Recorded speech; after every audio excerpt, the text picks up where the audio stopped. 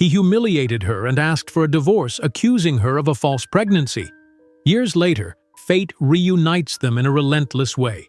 Ruined and filing for bankruptcy, he faces the judge who will decide his future, the woman he once destroyed. But before we dive into the full story, let me know where you're watching from and what time it is. Now, subscribe to the channel and let's get started. I'm pregnant, James. Sarah Thompson's voice trembled as she stood in the middle of their luxury Seattle apartment. The morning light streamed through the floor-to-ceiling windows, illuminating the fear in her eyes. James Reynolds looked up from his breakfast, his fork hovering mid-air. His handsome face, usually warm when looking at Sarah, slowly hardened into something unrecognizable. "What did you say?" he asked, his voice flat and cold. "I took 3 tests yesterday, all positive." Sarah twisted her hands together. "I have a doctor's appointment today to confirm." James set down his fork with deliberate care. He stood up and straightened his expensive tie. "This isn't in my plans, Sarah. Not now." He checked his watch. "I'm late for a meeting. We'll discuss this later." Before Sarah could respond, James grabbed his briefcase and walked out the door. Sarah sank into a chair, her hands trembling. This was not the reaction she had expected from her boyfriend of 3 years. She had imagined surprise, maybe even shock, but ultimately joy. Not this cold dismissal. 2 days later, Sarah sat alone in the doctor's office, staring at the ultrasound screen. "Congratulations, Ms. Thompson," the doctor said with a smile. "You're carrying twins." Sarah's heart raced. Twins. 2 babies. Her hands moved instinctively to her still flat stomach. "Twins," she whispered. That evening, Sarah's phone buzzed with a text from James. "Meet me at my office tomorrow, 9 o'clock. The Horizon Technologies building dominated the Seattle skyline. Sarah rode the elevator to the 28th floor, her stomach churning with anxiety. James's assistant gave her a sympathetic look. "Go right in. He's expecting you." James stood by the window, looking out at the city. He didn't turn when Sarah entered. "Please sit down," he said. Sarah took a seat across from his large desk. "James, I need to tell you something." The doctor confirmed. "You're keeping it, aren't you?" James interrupted, finally turning to face her. "Them," Sarah corrected. "I'm having twins." James's expression didn't change. He walked to his desk, opened a drawer, and pulled out a white envelope. He slid it across the polished surface towards Sarah. $50,000, he said. "Take it and start over somewhere else. I don't want these children. I don't want this life." Sarah stared at the envelope, her vision blurring with tears. "You're paying me to disappear? With your children?" "This isn't personal, Sarah. I'm on track to become vice president next year. Children aren't part of my 5-year plan. Certainly not twins." James's voice remained businesslike, as if discussing a minor corporate acquisition. Sarah's hands curled into fists. "Not personal? These are your babies, James. A problem with a solution I'm offering," he replied. "Take the money." Sarah stood up, leaving the envelope untouched. "I'm keeping my babies. They deserve better than a father who doesn't want them." She walked out of his office with her head held high, though her heart was breaking. The next morning, Sarah was sipping tea in a small cafe, trying to figure out her next steps, when her phone chimed with an email notification. The message was from her boss at Marshall Marketing. "Dear Sarah, due to company restructuring, we regret to inform you that your position has been eliminated, effective immediately." Sarah called her boss immediately. "Tom, what's happening?" "I just received a termination email." Tom's voice was uncomfortable. "I'm sorry, Sarah. The decision came from above. There's nothing I could do." "This doesn't make sense. My performance reviews have been excellent." After an awkward pause, Tom sighed. "Look, I shouldn't tell you this, but James Reynolds called our CEO yesterday. They're golf buddies. I think this is related to that." Sarah's blood ran cold. James had gotten her fired. With shaking hands, she paid for her tea and drove back to the apartment. In the lobby, the building manager approached her. "Ms. Thompson, I needed to speak with you. Mr. Reynolds informed us yesterday that he won't be renewing the lease next month." Sarah's voice was hollow when she responded. "The lease is in his name, isn't it?" "Yes, I'm afraid so. You'll need to vacate by the 30th. In the apartment, Sarah sat on the edge of their bed feeling numb. No job, no home, pregnant with twins. She called her friend Melissa. "Mel, I really need help. Could I stay with you for a while? Just until I figure things out?" "Oh, Sarah, we just turned our spare room into a home gym. I wish I could help." Sarah called 2 more friends. Both had excuses. One mentioned she had heard Sarah and James had broken up, news that James had apparently already spread. With methodical calmness born of shock, Sarah began packing her belongings. Clothes, books, the few pieces of furniture she had owned before moving in with James. She worked through the afternoon, loading her car until it was full. By evening, Sarah had checked into 3 hotels, but each wanted a large deposit without a permanent address. With her savings dwindling and unemployment looming, Sarah couldn't justify the expense.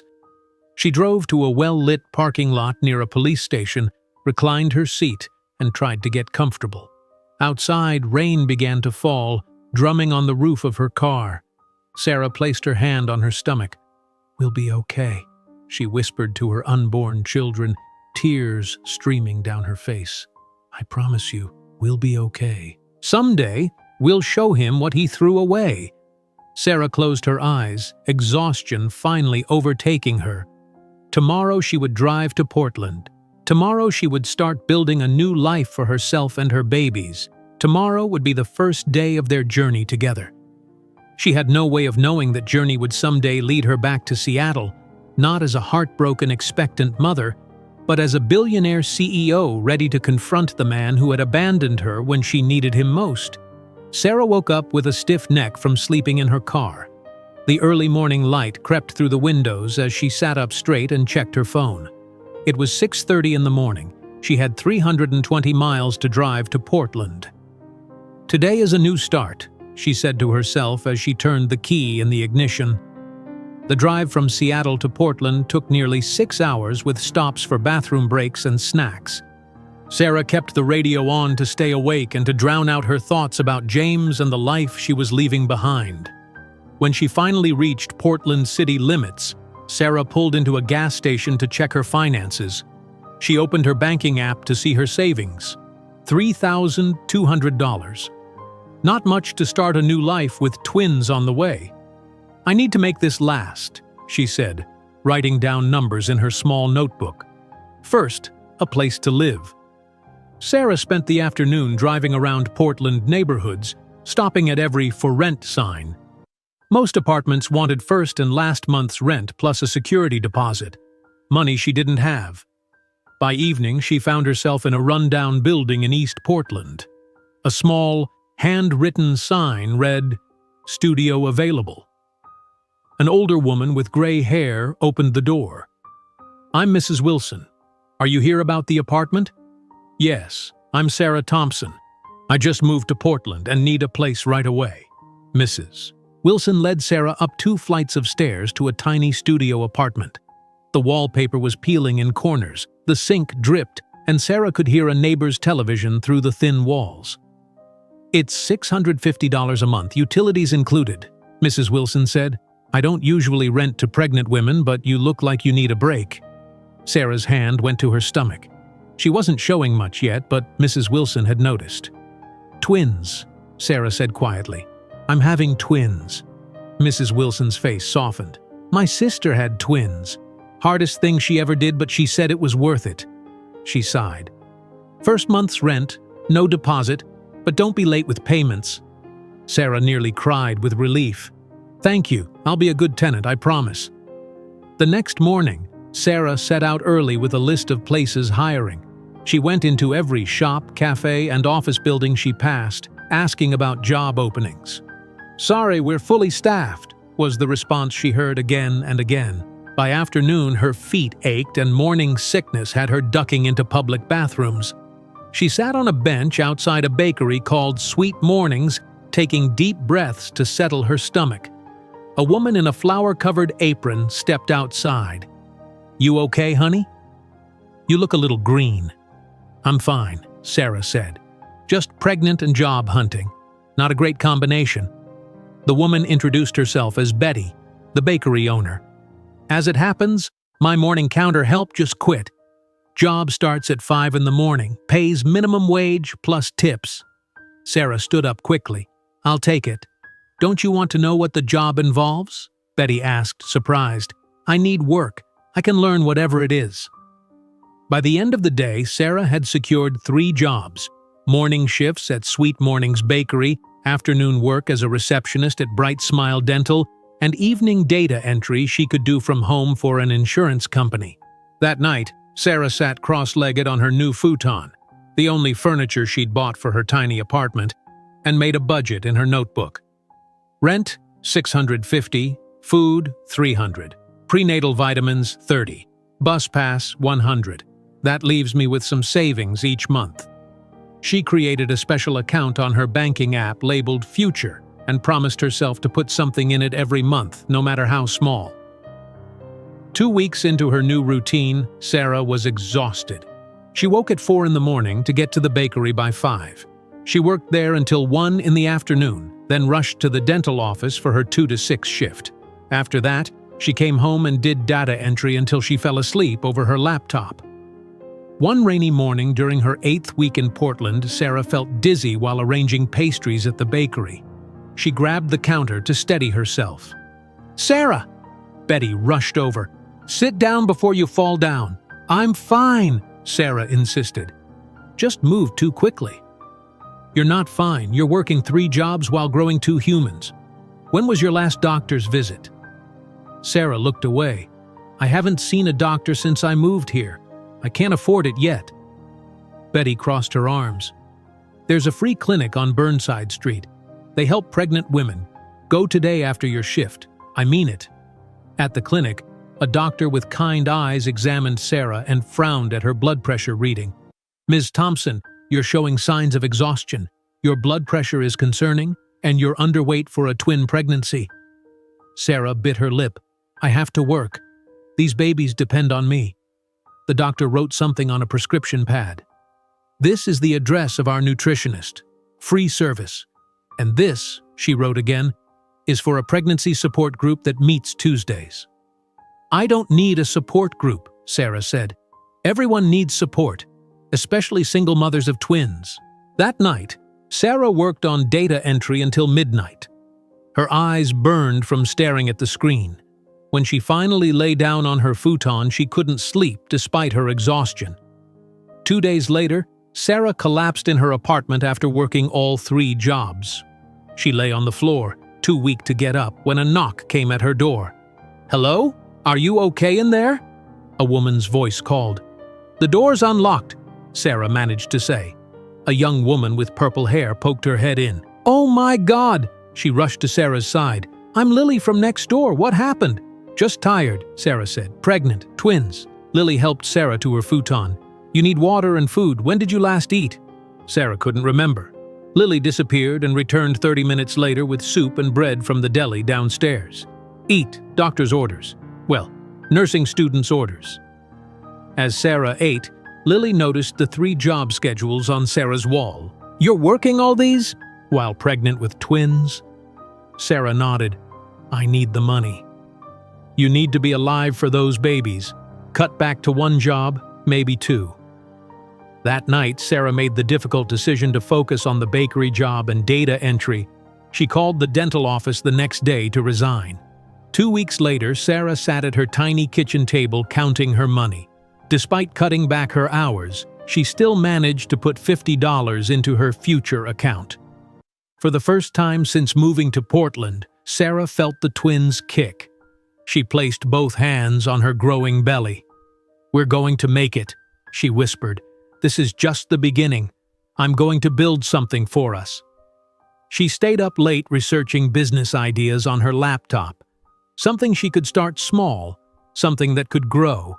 She didn't know what it would be yet, but Sarah was determined to find a way to support her children that didn't involve working 3 jobs forever. Sarah's determination kept her going as her pregnancy progressed. By her 7th month, her body struggled to keep up with her mind's drive. Her belly had grown so large that she could no longer see her feet. Every morning she woke up with back pain that lasted all day. At Sweet Morning's Bakery, Betty watched as Sarah winced while lifting a tray of muffins. "Sarah, honey, you need to sit down," Betty said, taking the tray from her hands. "I'm fine," Sarah insisted, though she gratefully sank onto a nearby stool. "The babies are just really active today." Betty put her hands on her hips. "Look at you. Your ankles are swollen, and you can barely stand for more than 10 minutes. Sarah rubbed her lower back. "I need this job, Betty. What you need is rest. I care about you, but I can't let you keep working here in this condition. It's not safe for you or the babies." Sarah's eyes filled with tears. "Please don't fire me." "I'm not firing you," Betty said softly. "I'm telling you to take leave early. Your job will be here after the babies come if you still want it." With only her data entry job remaining, Sarah's income was cut in half. That evening, as she drove home in the rain, her old car made a strange noise and then stopped completely. "No, no, no," Sarah said, turning the key repeatedly. The engine made a grinding sound but wouldn't start. She called a tow truck, which took her car to the nearest mechanic. The next morning, the mechanic called with bad news. "The transmission is shot," he said. "Plus, your timing belt needs replacement. Total cost would be around $1,200. Sarah's heart sank. "I don't have that kind of money right now." "Sorry, miss. Without those repairs, this car isn't going anywhere." Without a car, Sarah had to walk to the grocery store in the pouring Portland rain. She caught a terrible cold that quickly settled in her chest. After 3 days of coughing that kept her up at night, Lily from next door insisted on taking her to the clinic. The doctor listened to Sarah's lungs and frowned. "You have pneumonia, Ms. Thompson. You need antibiotics, rest, and no stress." Sarah laughed, which turned into a coughing fit. "No stress? I'm 7 months pregnant with twins. I just lost one job, my car died, and I can barely afford rent." "Then we need to find you some help," the doctor said, writing down information. "There are programs for women in your situation." Too sick to work, Sarah couldn't complete her data entry assignments. After missing 3 deadlines, her supervisor called. "I'm sorry, Sarah, but we need reliable people. I understand you're having health issues, but we have to let you go." With no income and rent due in 1 week, Sarah counted her remaining money, $800 in savings, not enough for rent, food, and baby supplies. Sarah bundled up against the rain and walked to a place she never thought she'd visit, the Portland Women's Shelter. She stood outside for 10 minutes before finding the courage to go in. A woman with short gray hair greeted her. "Hello, I'm Gloria. How can we help you?" "I'm Sarah Thompson. I don't need..." Sarah's voice broke. "I might need a place to stay soon. I'm about to lose my apartment." Gloria led Sarah to a small office. "When are you due?" she asked gently. 2 months. It's twins." Gloria nodded. "We have a program specifically for pregnant women and new mothers. We can offer you a bed, meals, and help connecting with social services." Sarah twisted her hands in her lap. "I never thought I'd end up in a shelter." "Most people who come here say the same thing," Gloria said. "Life can change quickly.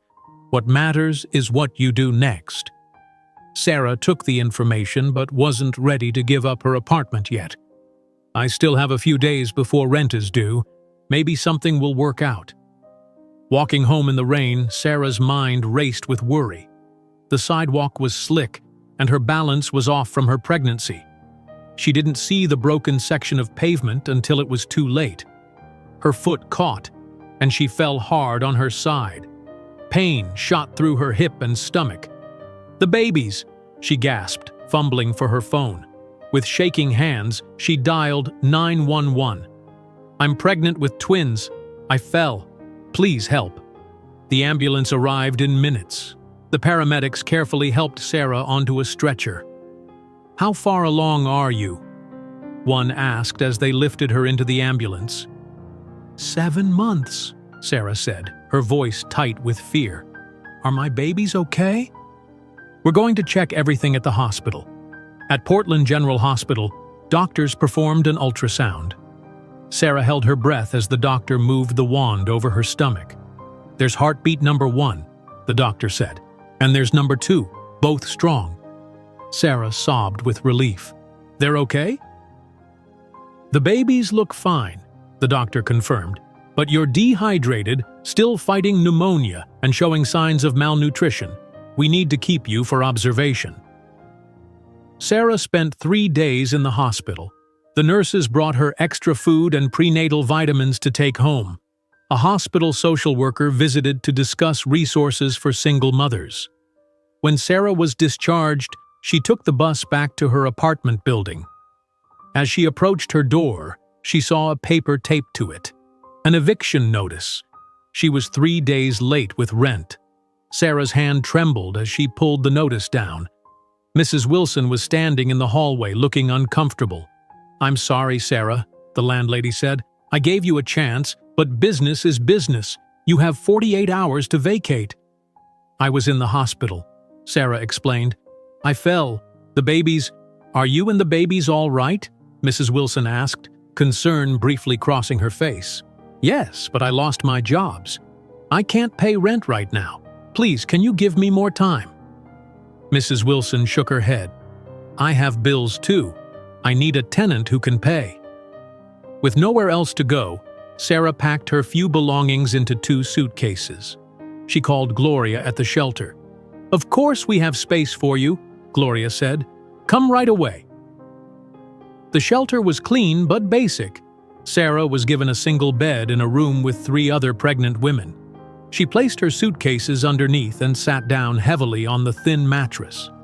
That night, Sarah lay awake listening to the unfamiliar sounds of the shelter. A woman crying softly in the next bed. Someone snoring.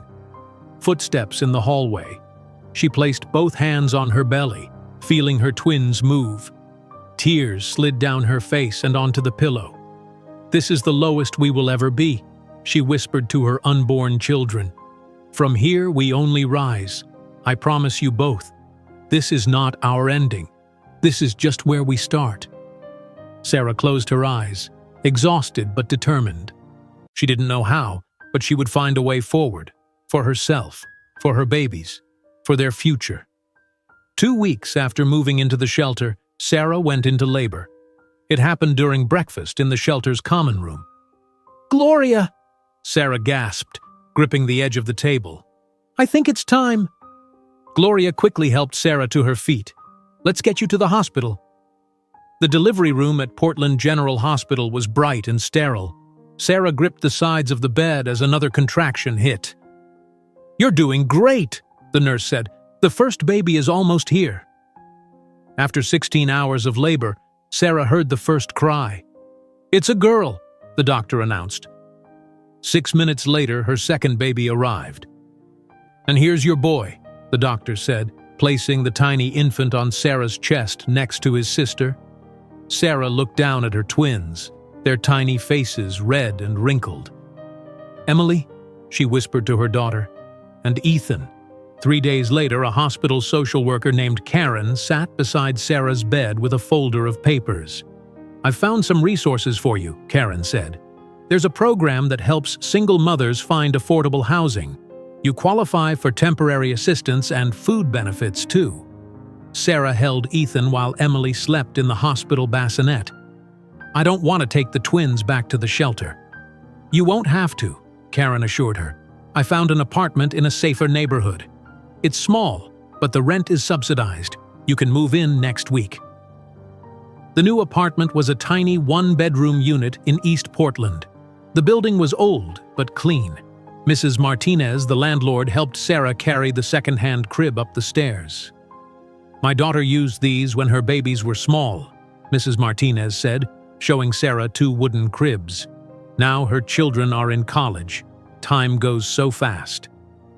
Sarah placed the twins in their cribs while she assembled a futon in the living room for herself. The apartment was nearly empty except for the cribs, the futon, and a small table with 2 chairs that Mrs. Martinez had given her. The first 3 months were a blur of feedings, diaper changes, and very little sleep. Sarah survived on government assistance and food from a local food bank. But she knew she needed to find work soon. When the twins were 3 months old, Sarah opened her laptop during their afternoon nap. She'd studied website design in college before dropping out to work full-time.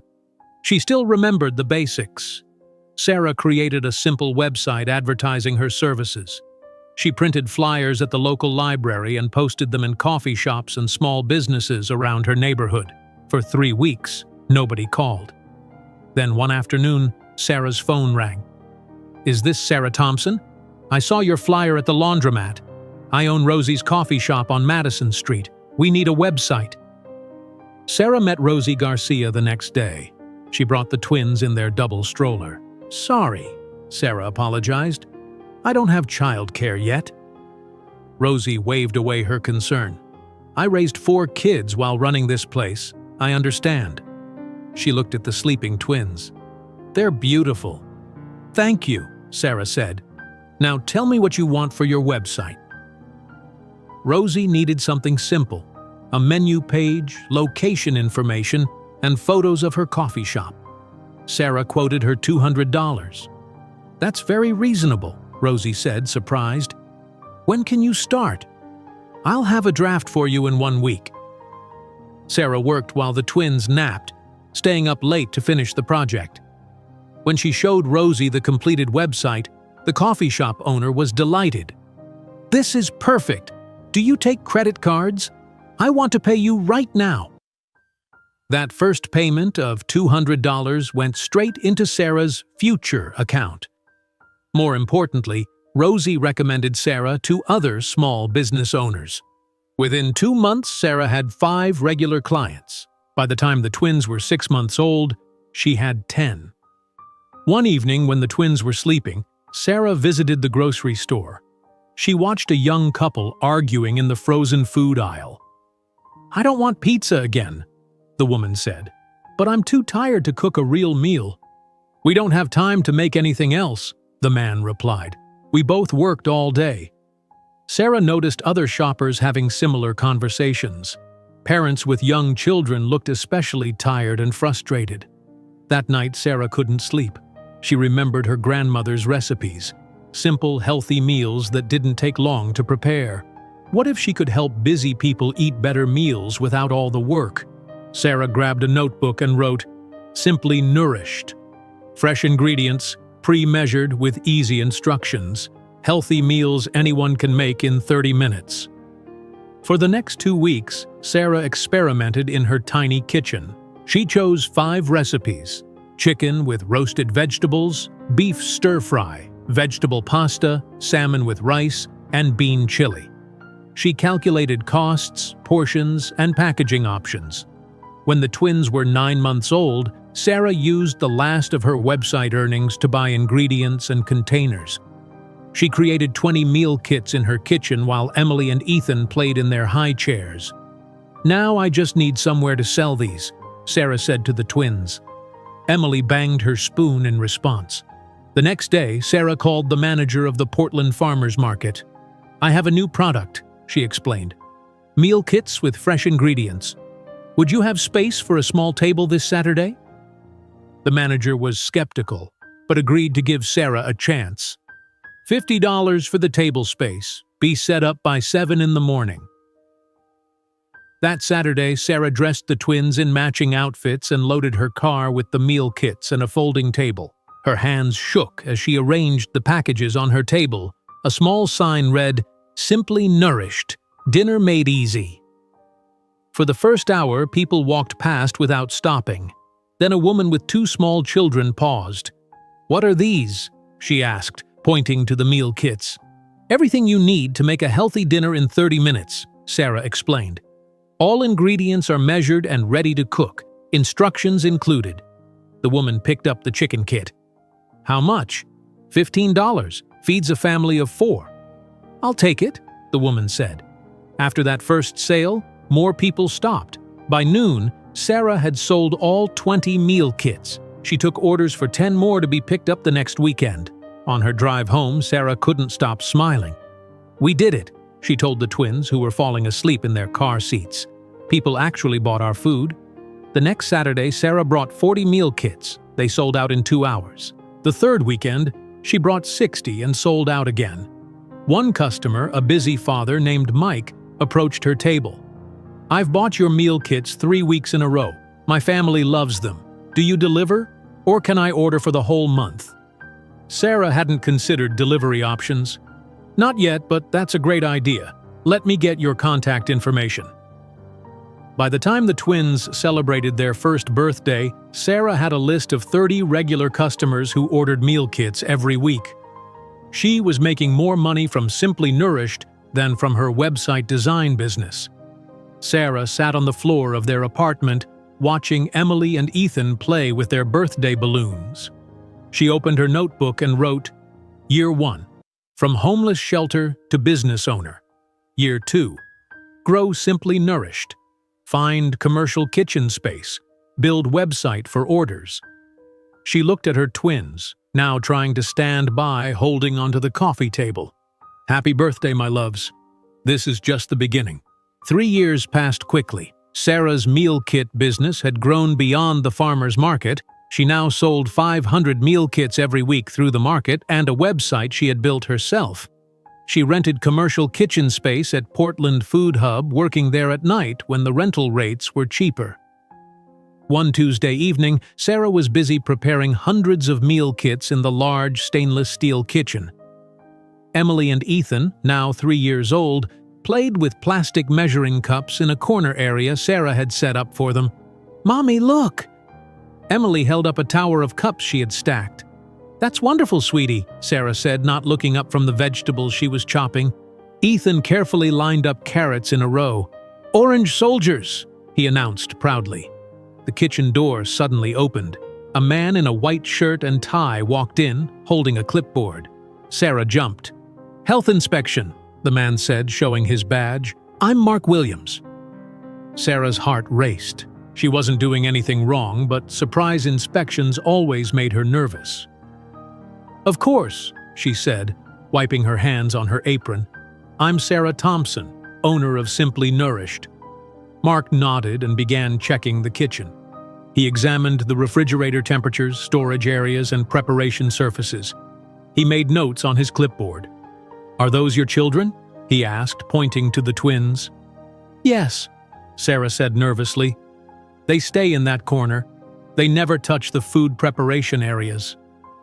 Mark walked over to the twins. "Hello there." "Hi," Emily said boldly. "Want to see my tower?" Mark smiled. "Very impressive." He returned to his inspection, watching as Sarah packaged meal kits with precise movements. "What exactly are you making here?" he asked. "Meal kits," Sarah explained. "Everything needed to make a healthy dinner in 30 minutes, all ingredients measured and ready to cook." "Interesting," Mark said. He glanced at the finished packages. "My wife hates cooking after work. She might like something like this." Sarah immediately grabbed a meal kit from her completed stack. "Take one home. No charge. I'd love your feedback." Mark seemed surprised by the offer but accepted the package. "Thanks. I'll let you know what we think." A week later, Mark returned to the kitchen. This time, he wasn't alone. A well-dressed woman with short black hair accompanied him. "Ms. Thompson," Mark called out. "Got a minute?" Sarah was teaching Emily and Ethan to count packages. 1, 2, 3, yes, just a second. She walked over, wiping flour from her hands. "This is Jennifer Carter," Mark said. "She's a local investor who specializes in food startups. My wife loved your meal kit so much that I told Jennifer about your business." Jennifer extended her hand. "Mark says you're creating something special here." "It's nice to meet you," Sarah said, trying to hide her surprise. "Would you like to try some samples?" Jennifer spent the next hour testing Sarah's food and asking questions about Simply Nourished. "What are your weekly sales?" Jennifer asked. 500 kits at $15 each, Sarah replied. $7,500 gross revenue per week. Production costs? About $6 per kit, including ingredients, packaging, and kitchen rental. Jennifer nodded, making notes. What's stopping you from growing faster? Sarah gestured around the kitchen. Space, time, money. I can only rent this kitchen at night. I need my own facility and staff to expand. And your long-term vision? Jennifer asked. Sarah didn't hesitate. Simply nourished meal kits in grocery stores nationwide, helping busy families eat healthy, home-cooked meals without the stress of planning and preparation. Jennifer handed Sarah her business card. Prepare a detailed business plan. Let's meet next week. I might be interested in investing. That night, after putting the twins to bed, Sarah stayed up until dawn working on her business plan. She calculated costs, projected revenues, and outlined expansion strategies. Her hands shook from exhaustion and excitement as she printed the final document. 1 week later, Jennifer and Sarah sat in a small law office. Jennifer slid a contract across the table.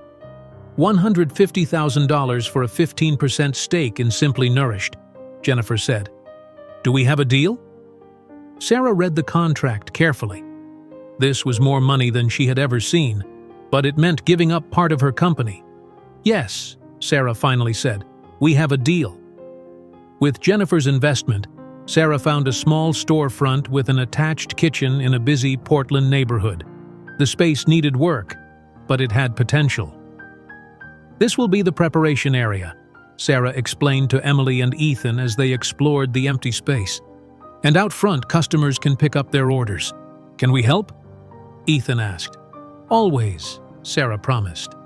Sarah hired 2 part-time employees to help with food preparation. Lisa was a culinary student, and Tom was a retired chef looking for flexible hours.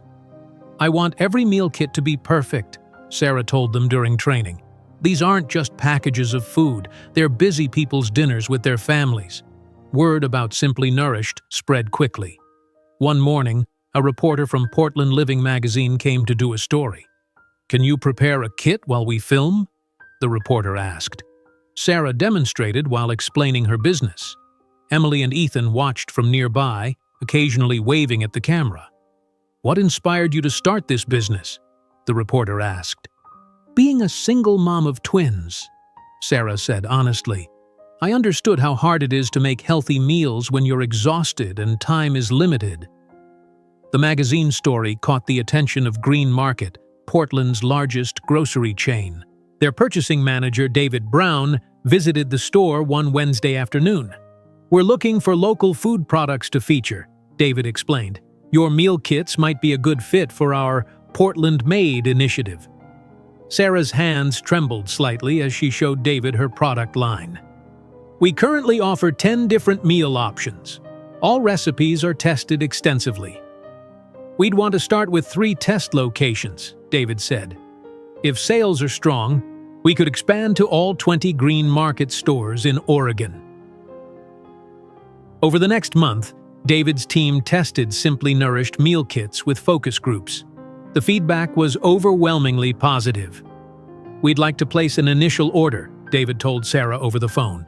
300 kits per week, divided among our Pearl District, Hawthorne, and Lake Oswego locations.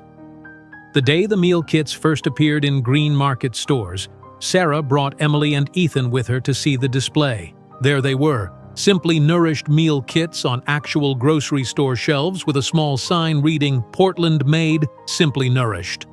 That's our food, Emily pointed excitedly.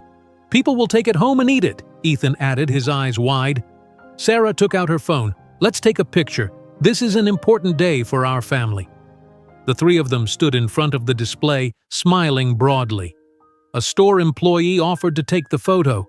Say cheese, the employee said. Simply Nourished, the 3 of them said instead, laughing together. As they walked out of the store, Sarah's phone rang. It was Jennifer. I just heard from my friend at National Foods, Jennifer said. They're interested in meeting you. This could be huge, Sarah. Sarah looked down at her twins who were skipping happily beside her. What had started as a desperate idea in a tiny apartment was growing into something bigger than she had ever imagined. 7 years passed since that first display at Green Market. Simply Nourished had grown beyond Sarah's wildest dreams. The company now had stores in Portland, Seattle, and San Francisco. Her meal kits were in 250 grocery stores across the West Coast. Sarah sat at the head of a conference table in her Portland headquarters, wearing a business suit instead of the apron she had worn for so many years. 15 employees waited for her to begin the meeting. "Our sales increased 20% last quarter," Sarah announced. "The Seattle location is performing especially well." After the meeting, Sarah drove to pick up Emily and Ethan from school. The twins were now 10 years old and attended Oak Ridge Elementary in the Good School District, where Sarah had bought a comfortable 4-bedroom house. "Mom!" Emily ran to the car, her backpack bouncing. "I finished my computer program." "What program is that?" Sarah asked as the twins climbed into the back seat. "The inventory tracker," Emily explained. "It can count all our meal kit ingredients and tell you when to order more." Sarah glanced at her daughter in the rearview mirror. "You created that by yourself?" Emily nodded. "I learned coding from those online classes you got me." "Can I show her my thing too?" Ethan asked his sister. "Go ahead," Emily said. Ethan pulled a folder from his backpack. "I made a report about our profit margins. I think we should change the salmon kit price. It costs more to make, but we sell it for the same price as the chicken." Sarah was amazed. While she'd always known her children were bright, their abilities continued to surprise her. "Let's discuss this at home," she said. Their house was nothing like the tiny apartment they once shared. It had a large kitchen where Sarah tested new recipes, a backyard with a swing set, and a home office where she often worked late into the night. The phone rang while Sarah was helping the twins with homework. It was Jennifer Carter, her investor, and now close friend. "National Foods called," Jennifer said without greeting. "They want to meet with you next week." Sarah's heart raced. National Foods was America's second-largest grocery chain with over 1,200 stores nationwide. "What do they want?" Sarah asked. "They want Simply Nourished meal kits in all their stores," Jennifer replied. "This is it, Sarah. The big break we've been waiting for." The next week, Sarah flew to Chicago for the meeting. The National Foods headquarters took up an entire city block. In the boardroom, 6 executives waited for her. "Ms. Thompson," the chief purchasing officer greeted her. "We've been watching Simply Nourished's growth with interest." "Thank you," Sarah said, trying to sound confident. "I'm excited to hear what you have in mind." "We want to put your meal kits in all national food stores," he explained, "exclusive to our chain for the first year. How quickly can you scale up production?" Sarah took a deep breath. "To supply all your stores, I would need to build a much larger production facility and hire hundreds of new employees." "That's what we expected," he nodded. "We can offer a 3-year contract with guaranteed minimum orders." Back in Portland, Sarah met with bank officers at First Oregon Bank. She brought detailed business plans and growth projections. "We're requesting a $5 million business loan," Sarah explained. "The National Foods contract guarantees enough revenue to repay it within 3 years." The loan officer reviewed her documents. "Your business credit is excellent, Ms. Thompson. You've repaid all previous loans ahead of schedule. I don't foresee any problems with approval." With the loan secured, Sarah began searching for a suitable production facility. She found an old warehouse near the Portland docks. The space was huge but needed extensive renovations. "This will be perfect," Sarah told the real estate agent as they walked through the empty building. "We can design it exactly how we need it." During dinner that evening, Sarah spread the warehouse plans on the dining table. "This is where all the food preparation will happen," she explained to the twins. "And here is where we'll package everything." Emily studied the plans. "You should add a test kitchen where customers can try new recipes before you sell them." "That's a great idea," Sarah said, surprised. "Why didn't I think of that?" "Can I suggest something too?" Ethan asked. You should offer tours to school groups. Kids will tell their parents to buy our food." Sarah added both ideas to the plans. Construction began the following month. Sarah visited the site every day, often bringing the twins after school. "The test kitchen will be there," she pointed. "And Ethan, the tour path will go through here." 6 months later, the new Simply Nourished headquarters and production center was complete. The grand opening attracted local and national press. Sarah cut a red ribbon at the entrance while cameras flashed. "Ms. Thompson," a reporter called out, "how does it feel to go from a single mother making meal kits in your kitchen to running a multi-million-dollar company?" Sarah smiled. "It feels like a dream, but it's also the result of hard work and never giving up." Another reporter raised his hand. "With this expansion, are you considering an IPO in the near future?"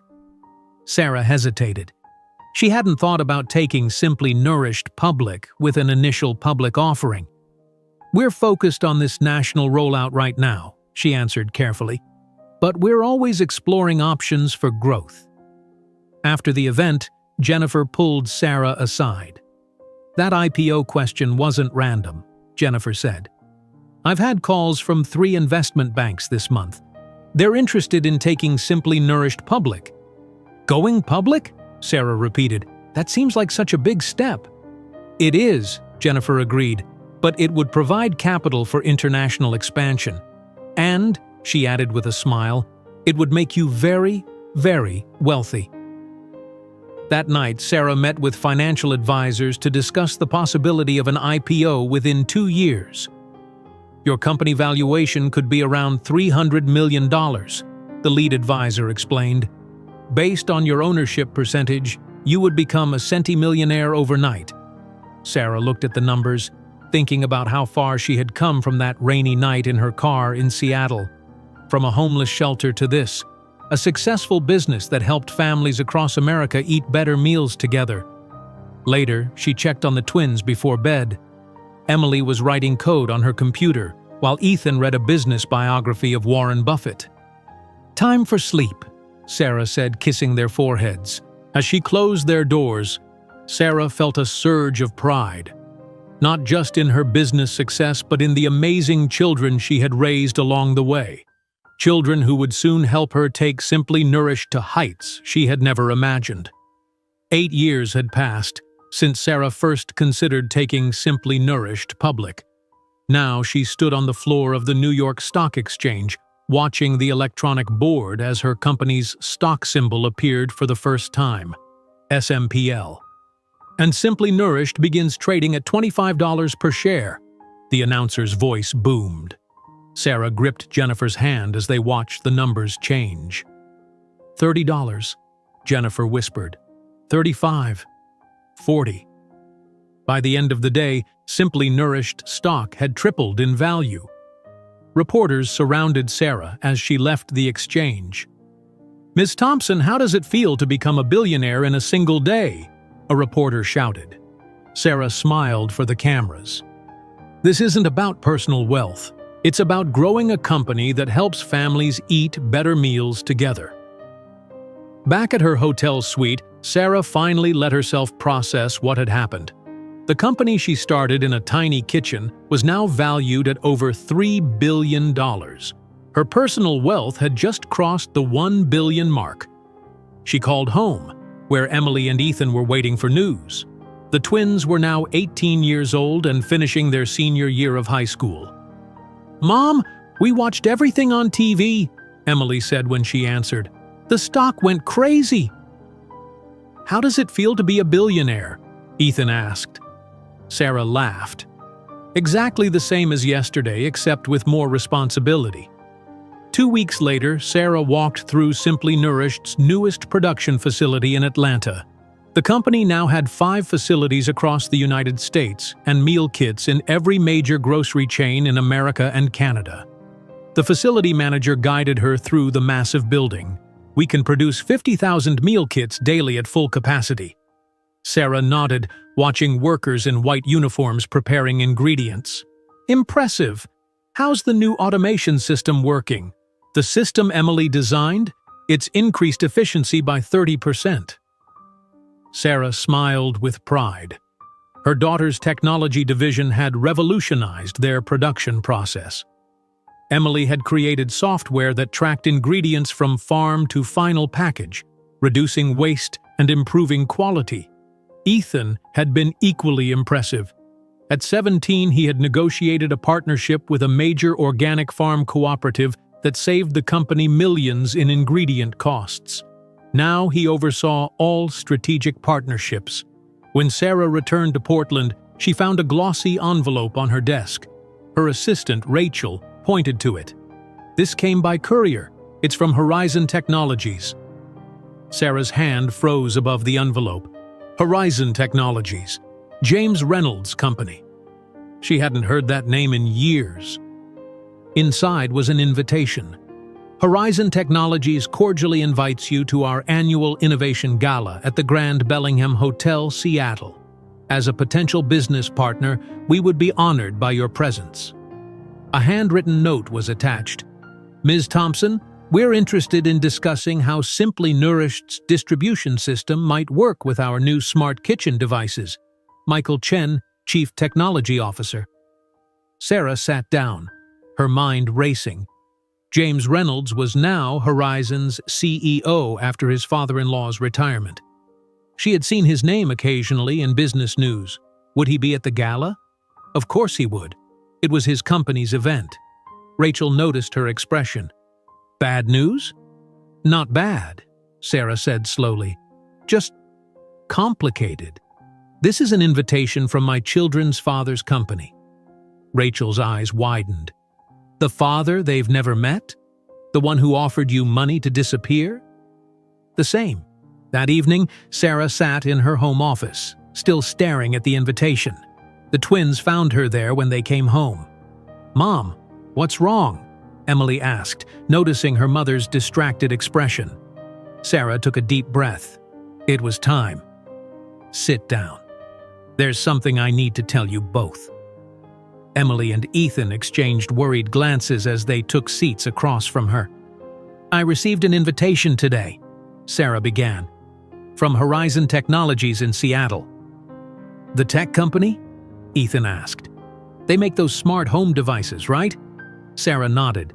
"The CEO is James Reynolds." The twins waited, not understanding the significance. "James Reynolds is your father." Silence filled the room. Emily's face drained of color. Ethan stood up suddenly, then sat back down. "Our father?" Emily finally said. "The one who didn't want us?" Sarah nodded. "I've never told you the full story. I think it's time you knew." She told them everything. Meeting James in college, their life together in Seattle, her pregnancy, his rejection, the money he'd offered her to disappear, losing her job and apartment. "He tried to pay you to get rid of us?" Ethan's voice shook with anger. "He offered $50,000 for me to go away and start over somewhere else," Sarah confirmed. Emily was quiet, tears sliding down her cheeks. "Did he ever try to find us? To see if we were okay?" "No," Sarah said gently. "He never contacted me again." Ethan paced the room. "And now his company wants to do business with us? After what he did?" "They probably don't know the connection," Sarah explained. "Horizon's Chief Technology Officer sent the invitation." "Are you going to go?" Emily asked. Sarah hesitated. "I don't know. Part of me wants to avoid it completely. Another part wants him to see what he threw away," Ethan finished. The three of them sat in silence for several minutes. "I think we should go," Emily finally said. Sarah looked surprised. "We? All of us," Ethan agreed. "I want to see his face when he realizes who we are." "This isn't about revenge," Sarah cautioned. "It's about closure," Emily said, "for all of us." Over the next week, Sarah considered their options. She discussed the situation with Jennifer, who encouraged her to attend. Horizon's new kitchen technology would pair perfectly with Simply Nourished, Jennifer pointed out. "Don't let the past interfere with a good business opportunity." 3 days before the gala, Sarah made her decision.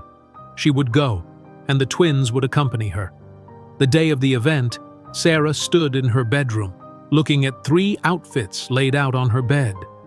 After careful consideration, she chose a simple but elegant blue dress. In their rooms, Emily and Ethan also prepared. Emily wore a silver dress that highlighted her confidence and intelligence. Ethan chose a perfectly tailored dark suit that made him look older than his 18 years. When they gathered in the living room, Sarah was struck by how grown-up they looked. Both had James's distinctive gray-blue eyes and strong jawline, combined with Sarah's determination. "Ready?" Sarah asked, her voice steadier than she felt. Emily adjusted her glasses. "I've been practicing what I might say to him." "Me too," Ethan admitted, "though I keep changing my mind." Sarah picked up her purse. "Remember, we're attending as business professionals first. Whatever happens with James, we face it together." As they walked to the car, Sarah realized this moment had been 20 years in the making. From a homeless pregnant woman to a billionaire CEO returning to confront the man who had once thrown her away, with the children he had rejected standing proudly beside her. Sarah's private jet touched down at Seattle-Tacoma International Airport at 4:30 in the afternoon. The flight from Portland had been quick, but Sarah had barely spoken during the journey, lost in her thoughts. "I never thought I'd come back to Seattle," she said as they stepped into the waiting car.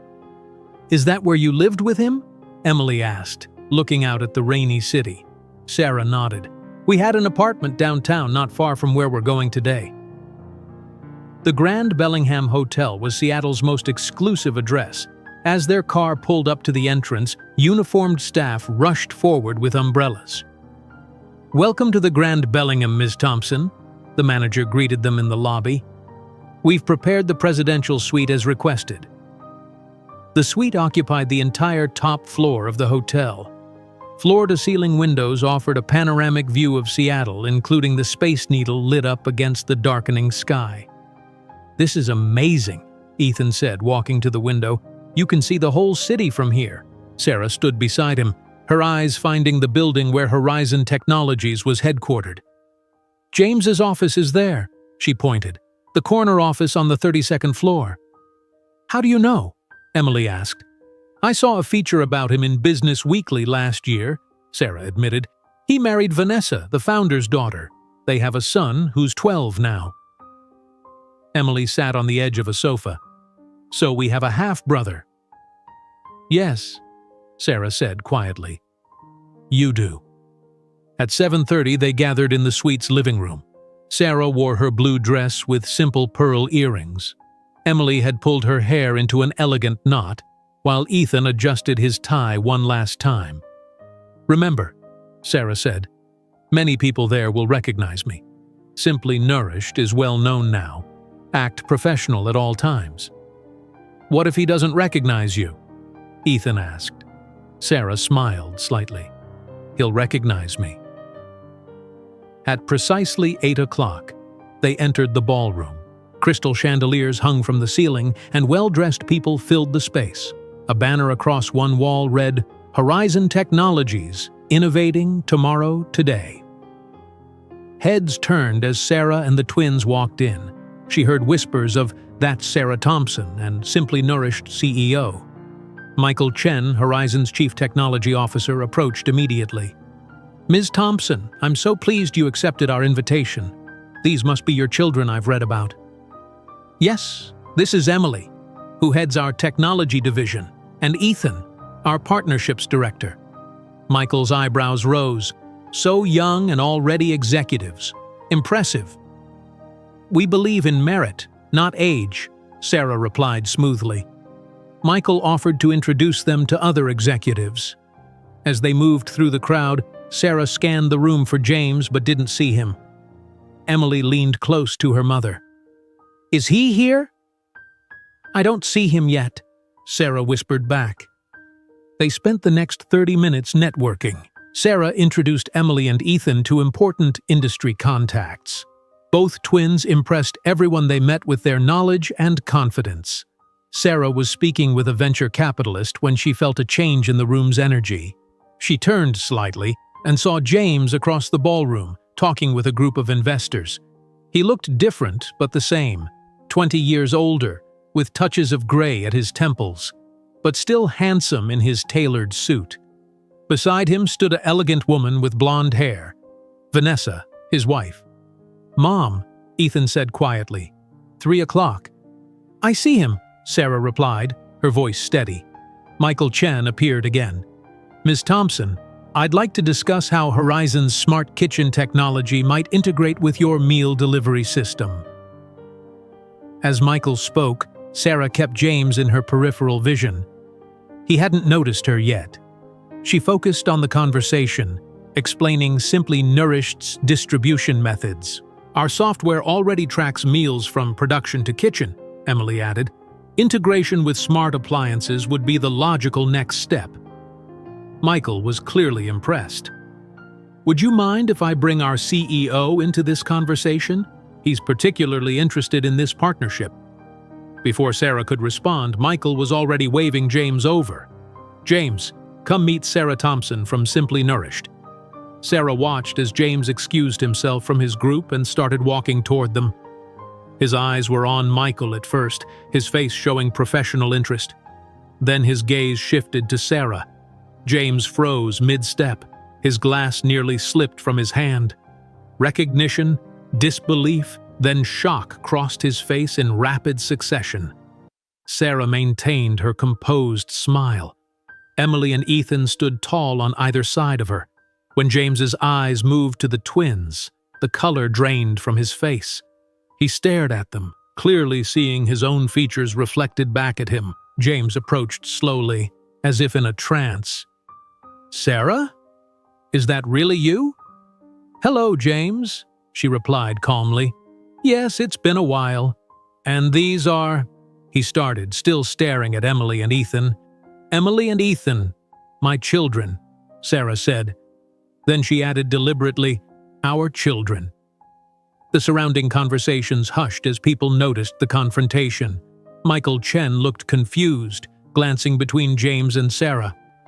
"Our—" James whispered, his voice barely audible. "Your twins," Ethan said, his voice steady as he looked directly into his father's eyes. "The ones you didn't want."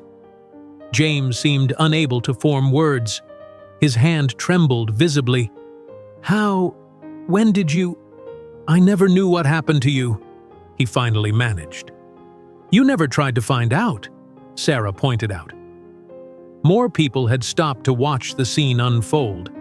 The resemblance between James and the twins was unmistakable to everyone.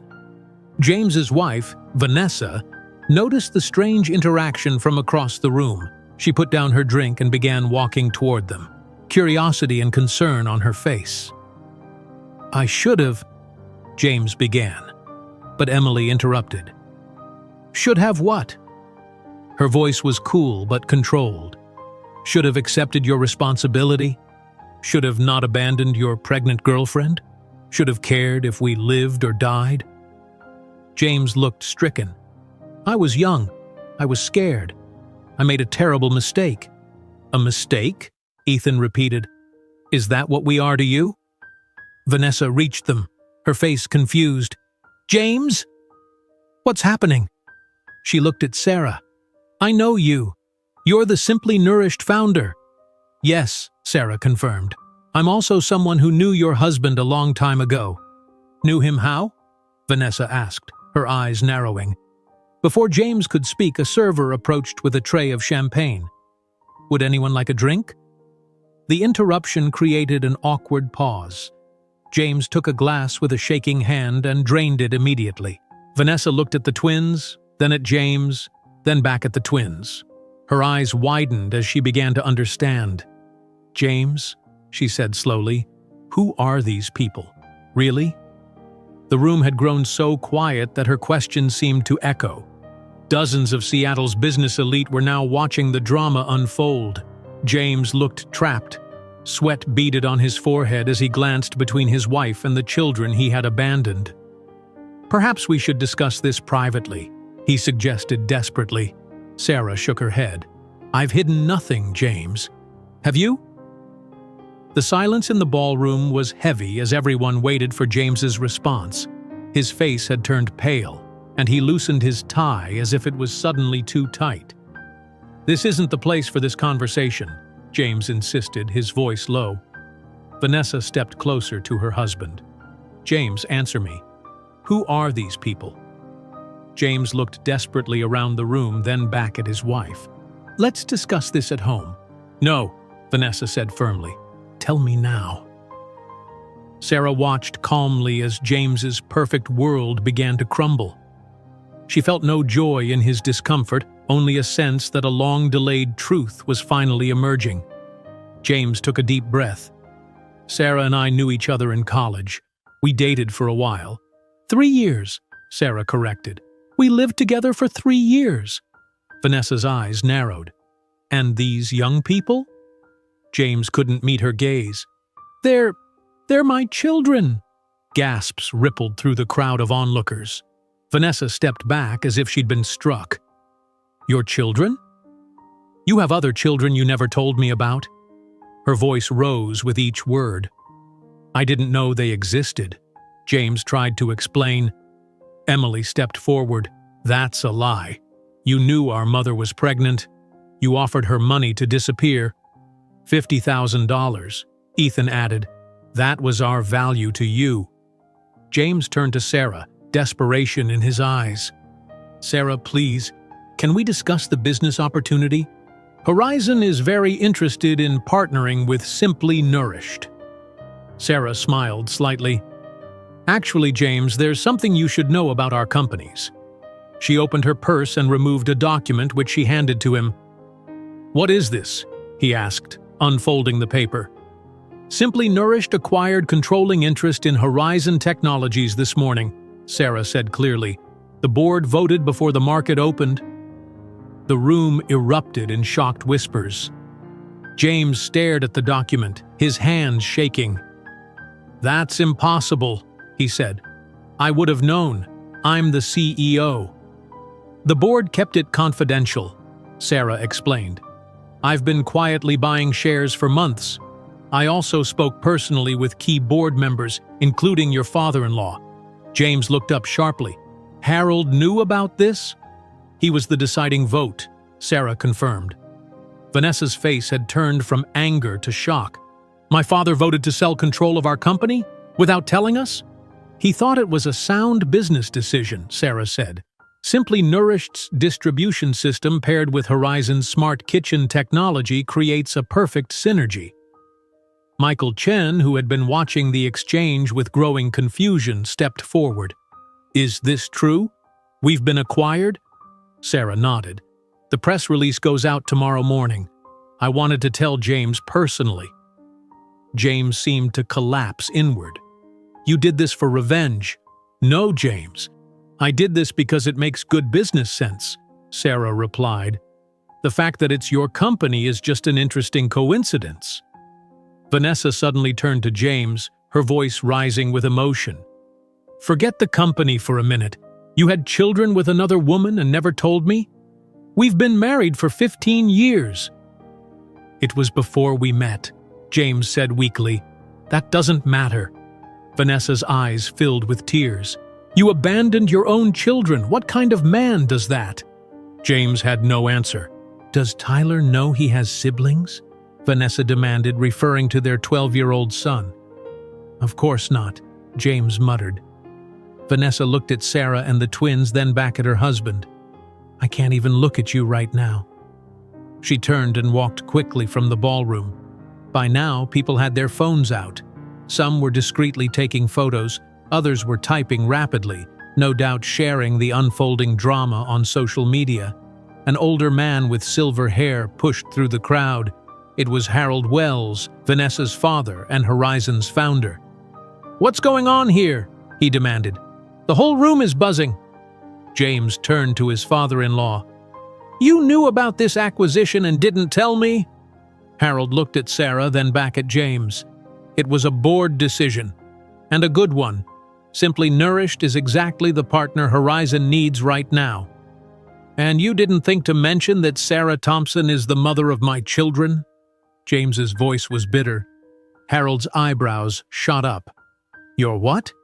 "He didn't know," Sarah said. "Nobody knew except us in this room."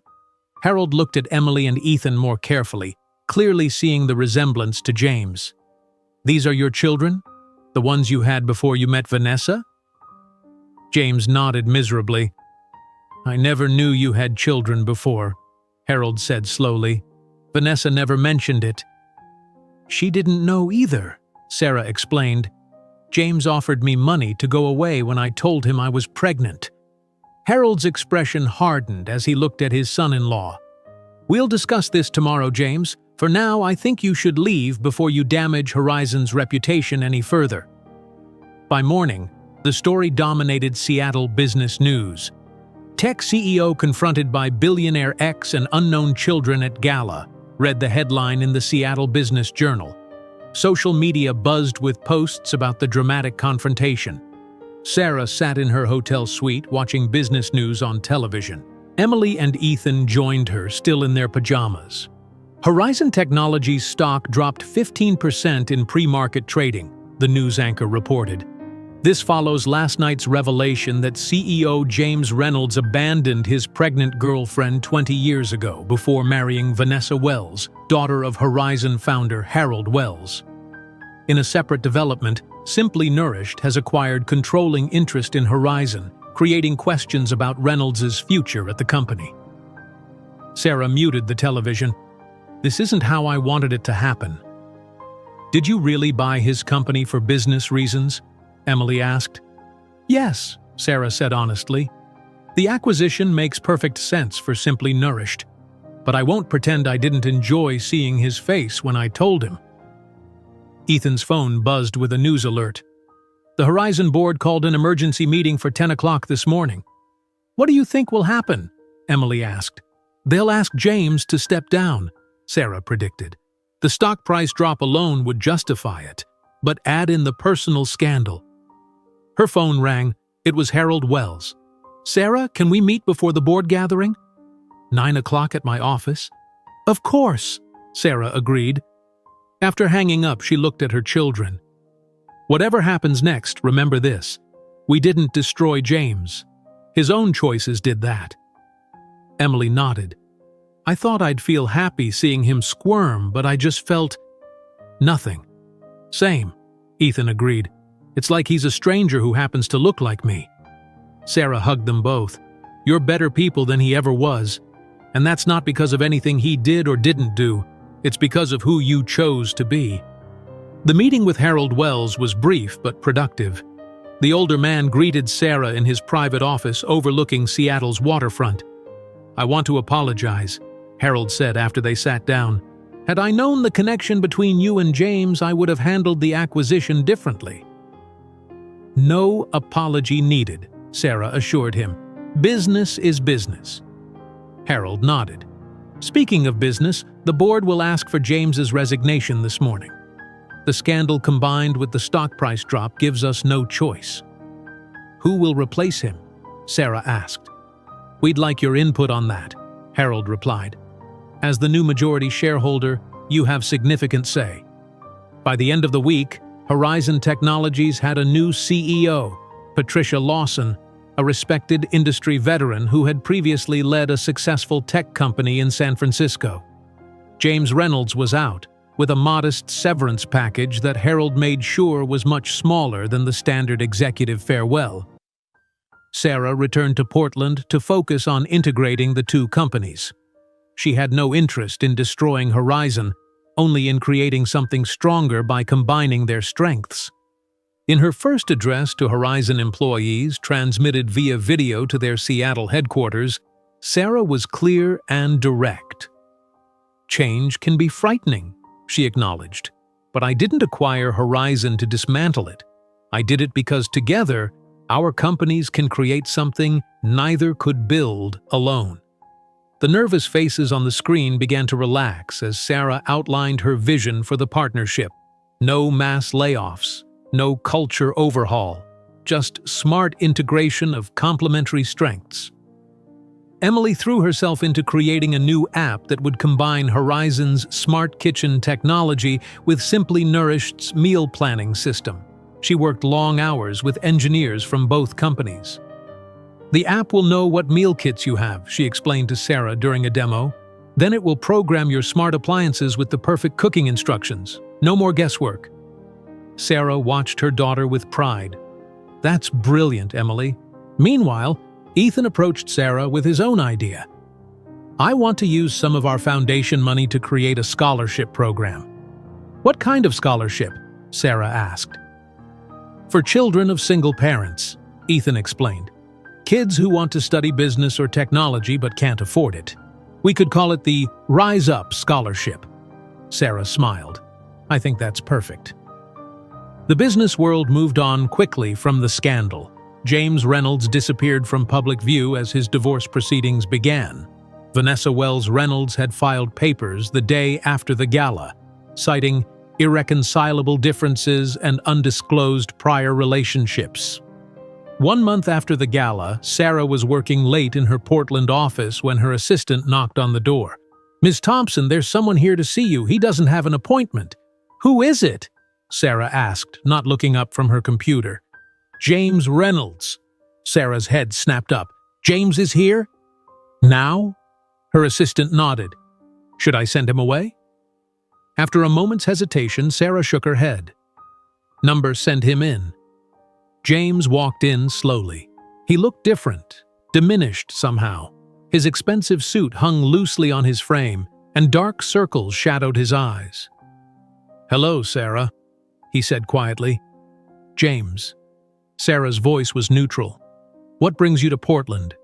He stood awkwardly in front of her desk. I wanted to talk to you. About everything. Sit down, Sarah offered, gesturing to a chair. James sat, his hands fidgeting in his lap. I lost everything. My job, my marriage, my reputation. I didn't come to the gala to destroy your life, Sarah said. I know, you came for business. James looked up at her. That's the irony. You succeeded without ever trying to hurt me. I failed while doing everything to succeed. Sarah waited, saying nothing. I was wrong, Sarah, James finally said. About everything. Maybe we could try again? Get to know each other. I'd like to know my children. Sarah looked at him without anger. The twins are adults now. They can decide if they want to meet you. As for us, there is no us, James. There hasn't been for 20 years. Is this your revenge? He asked bitterly. Number, this is my life, Sarah replied calmly. The one I built without you. I don't need your approval anymore, and I don't need your regret. James stood up slowly. Will you at least tell Emily and Ethan that I want to meet them? If they're willing, I'll tell them, Sarah promised. The choice will be theirs. After James left, Sarah sat quietly at her desk. A soft knock came at her door. Mom? Emily's voice was hesitant. Was that him? Sarah looked up to see Emily and Ethan standing in the doorway. How did you know he was here? Your assistant texted us, Ethan explained. We were downstairs in the test kitchen. Come in, Sarah said. Yes, that was your father. The twins sat down across from her. What did he want? Emily asked. To apologize, and to meet you both, if you're willing. Emily and Ethan exchanged looks. What do you think we should do? Ethan asked. This isn't my decision, Sarah said gently. You're adults now. You can choose whether you want him in your lives. Later that evening, Sarah arrived home to her empty house. The twins had moved into their own apartment near the Simply Nourished headquarters 6 months earlier. Sarah poured herself a glass of wine and opened a photo album. She turned the pages slowly, tracing their journey through pictures. The twins as newborns in the small apartment, their first birthday with a homemade cake, elementary school graduations, science fair projects, high school prom, every milestone, every achievement, every ordinary day. James had missed them all, by choice. Sarah's phone buzzed with a text from Emily. The new app passed all tests today, rolling out to beta users next week. A moment later, another text arrived from Ethan. Finished my graduation speech. Would you read it before I submit the final version? Sarah smiled and texted back to both of them. So proud of you, always. She closed the photo album and walked to the window overlooking Portland. The city lights twinkled in the distance. Somewhere out there, James Reynolds was probably sitting alone, finally understanding what he had thrown away. Sarah felt no satisfaction in his pain, no joy in his regrets. Those emotions had faded long ago, replaced by something much more powerful. The quiet certainty that she had built something remarkable from nothing but her own determination. Sarah Thompson had once been defined by abandonment. Now she was defined by what she had created, a family, a legacy, and a life built on her own terms. She raised her glass in a silent toast to the scared young woman who had slept in her car 20 years ago, pregnant and alone. That woman could never have imagined becoming a billionaire CEO, but she had known even then that her children deserved better, and she had given them exactly that, a better life, filled with love, opportunity, and the courage to create their own futures.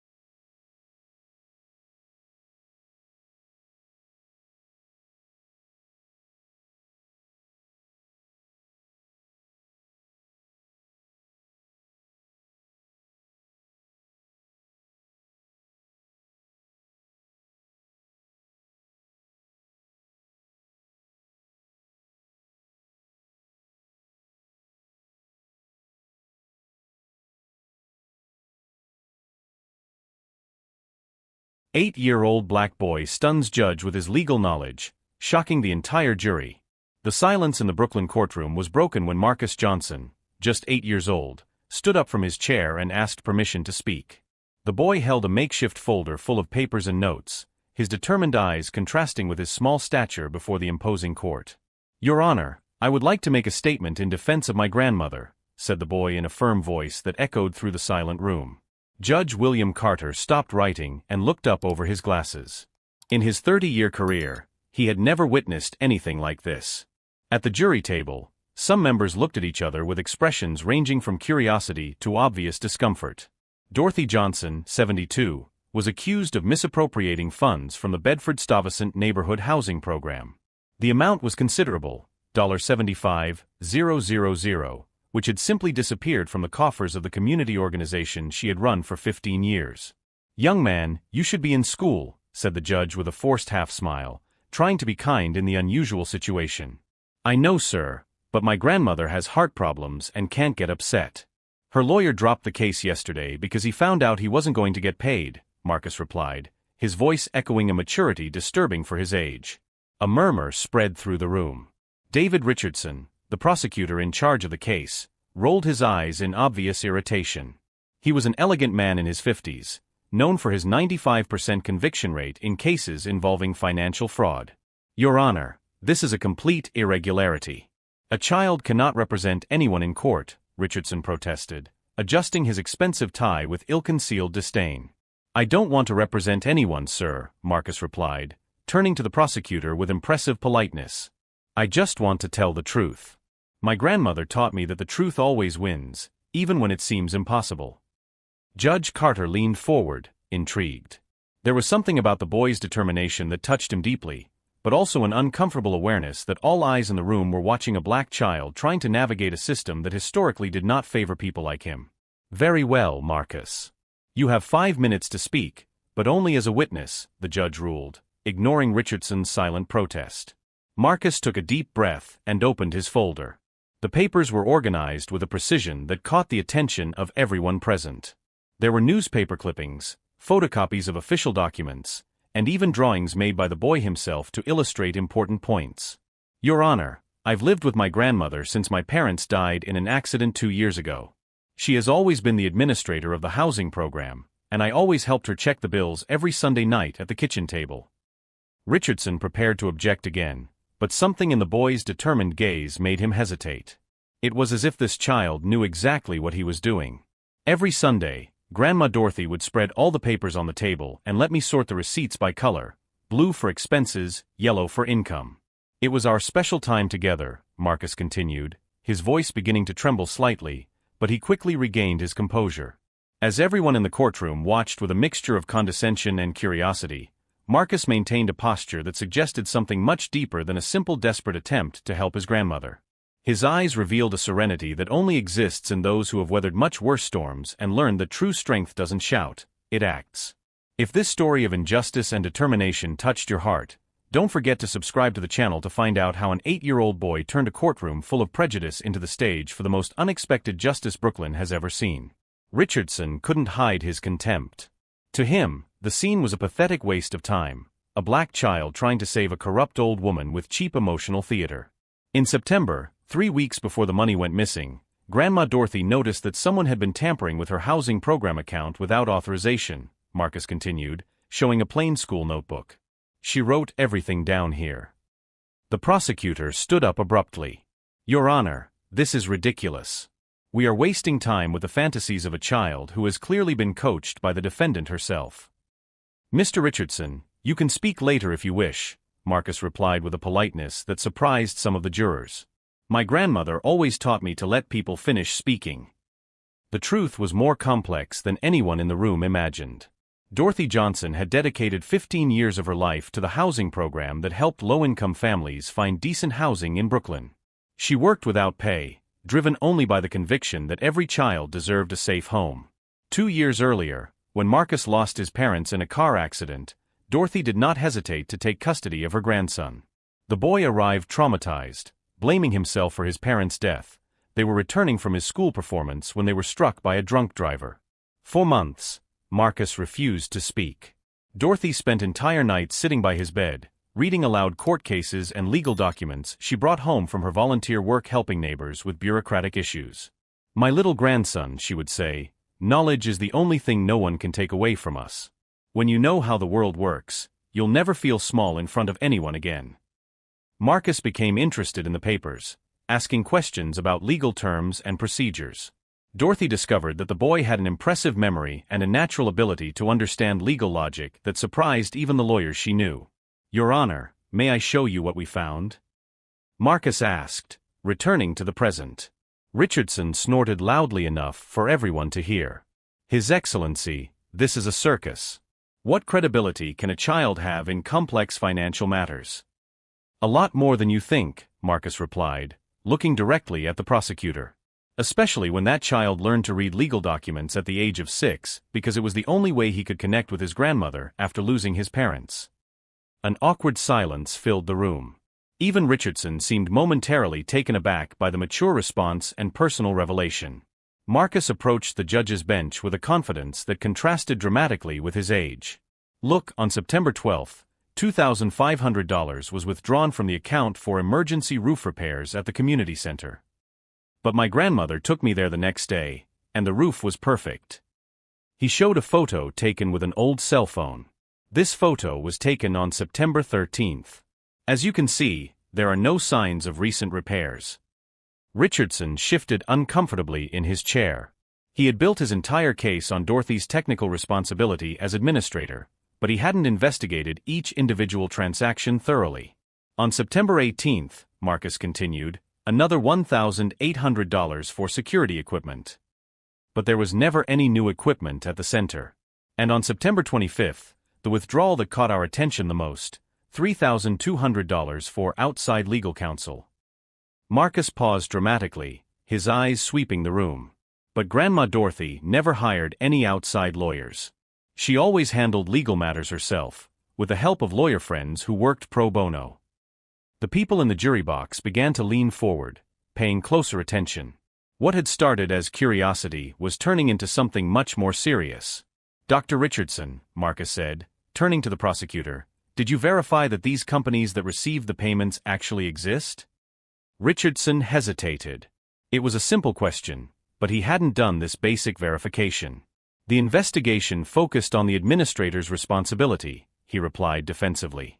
I see, Marcus said with a maturity that was disturbing. So you assumed that Grandma Dorothy was guilty without investigating who actually stole the money. Each new question from Marcus revealed glaring gaps in Richardson's investigation. The prosecutor was beginning to realize that he had completely underestimated the situation, building a superficial case based on prejudices about an elderly black woman managing public funds. But what Richardson didn't know was that every strategic question Marcus asked wasn't the result of luck or childish intuition. For months, the boy had meticulously studied every aspect of the case, with a determination fueled not only by his love for his grandmother, but by the absolute certainty that the system would try to destroy yet another innocent black family. Each new revelation only strengthened something inside Marcus that his oppressors couldn't see, a silent force fueled by the very injustice they sought to impose, as if each act of contempt were writing its own sentence of defeat. And there's something strange about these transactions, Marcus continued, pulling another envelope from the folder.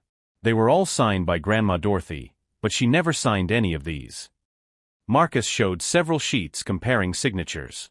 I learned about handwriting analysis at the public library. Even a kid like me can see they're different. Look, Grandma's real signature has softer strokes, and these are done with really heavy pressure. Richardson rolled his eyes dramatically. Now we're going to accept handwriting analysis done by a child? That's absolutely ridiculous. Dr. Richardson, Marcus replied with impressive politeness, do you have any professional handwriting analysis to prove that these signatures are genuine? The prosecutor hesitated. This was another basic check he hadn't done.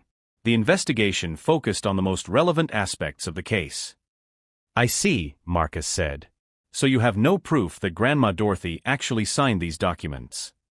As Richardson struggled to formulate a response, Marcus continued with a confidence that left everyone stunned. For the past 2 months, since he had learned of the charges, the boy had turned his nights into intensive study sessions. The truth was that Marcus wasn't doing it alone. Mrs. Patricia Williams, a retired librarian and former paralegal, had become his secret mentor. Patricia had worked for 30 years in law firms and immediately recognized the boy's potential when he showed up at the library asking for books on legal procedure. Marcus, Patricia had said 2 weeks earlier, you have an exceptional legal mind. But we need to be strategic. In court, they're going to try to disqualify you because you're a child. You need to be 3 steps ahead of them. Together, they had developed a meticulous presentation. Patricia taught Marcus about the order of evidence, how to ask questions that expose flaws in the investigation, and most importantly, how to remain calm in the face of condescending opponents. But the most important discovery is here, Marcus said, pulling out an official document. This is a report from the bank showing that on the day the money disappeared, someone called the account at 2:30 p.m. The call lasted 15 minutes. Marcus showed another piece of paper. And this is the medical record from Brooklyn Methodist Hospital proving that at that exact time, Grandma Dorothy was with me in the emergency room. I was having an asthma attack, and she was there from 1 to 5 p.m. A murmur ran through the room. It was the first concrete and irrefutable evidence that Dorothy could not have made the transaction. Richardson stood up nervously. Your Honor, these documents were not presented during the discovery phase. Dr. Richardson, Marcus replied, did you present any evidence proving that Grandma Dorothy was present when the money was stolen? Another awkward silence. Richardson had built his entire case on Dorothy's technical responsibility without ever verifying that she was physically present at the time of the crime. Furthermore, Marcus continued, did you check the security cameras in the building where the housing program office is located? Richardson was starting to sweat. The cameras weren't working that day. Interesting, Marcus said with calculated innocence. Because I called the security company last week and they told me the cameras were working perfectly. They even offered to give me the recordings for free to help Grandma Dorothy. The room erupted in murmurs. Richardson realized he was being systematically dismantled by an 8-year-old who had done basic investigative work he had neglected. How did you get this information? Richardson asked, his voice betraying a mixture of anger and desperation. It's simple, Marcus replied. When you love someone, you do whatever it takes to protect them. I've spent the last 2 months studying this case every day after school. Dorothy, who had remained silent until then, began to cry quietly. Her 8-year-old grandson was fighting for her with a determination and intelligence she had never imagined possible. Judge Carter leaned forward, clearly impressed.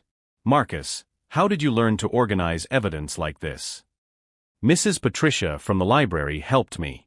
She worked in law offices for 30 years and said that everyone deserves a fair defense, even when they can't afford one." Richardson realized he had completely underestimated the situation. This wasn't just a desperate child trying to save his grandmother. It was a strategic duo that had investigated the case more thoroughly than his own team. "But I have one last piece of evidence," Marcus said, his voice growing more serious. "The most important one of all." He took a sealed envelope from his briefcase. Inside this envelope is proof of who really stole the money from the housing program. "Grandma Dorothy and I discovered the truth, but we wanted to give the real culprit a chance to confess first." Marcus looked directly at Richardson. "Doctor, would you like to withdraw the charges against Grandma Dorothy before I open this envelope?" Richardson hesitated.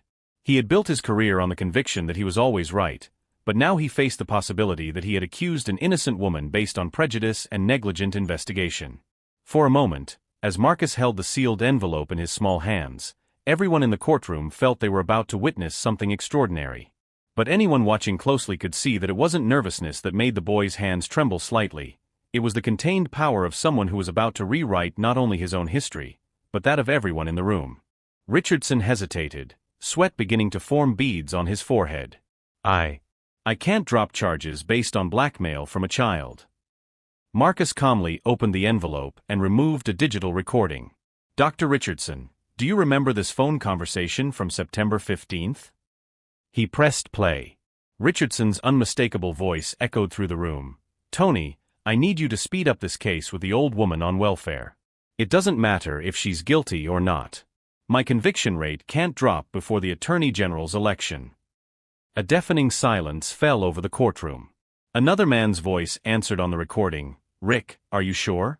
What if they find out we didn't investigate properly?" "Who's going to find out?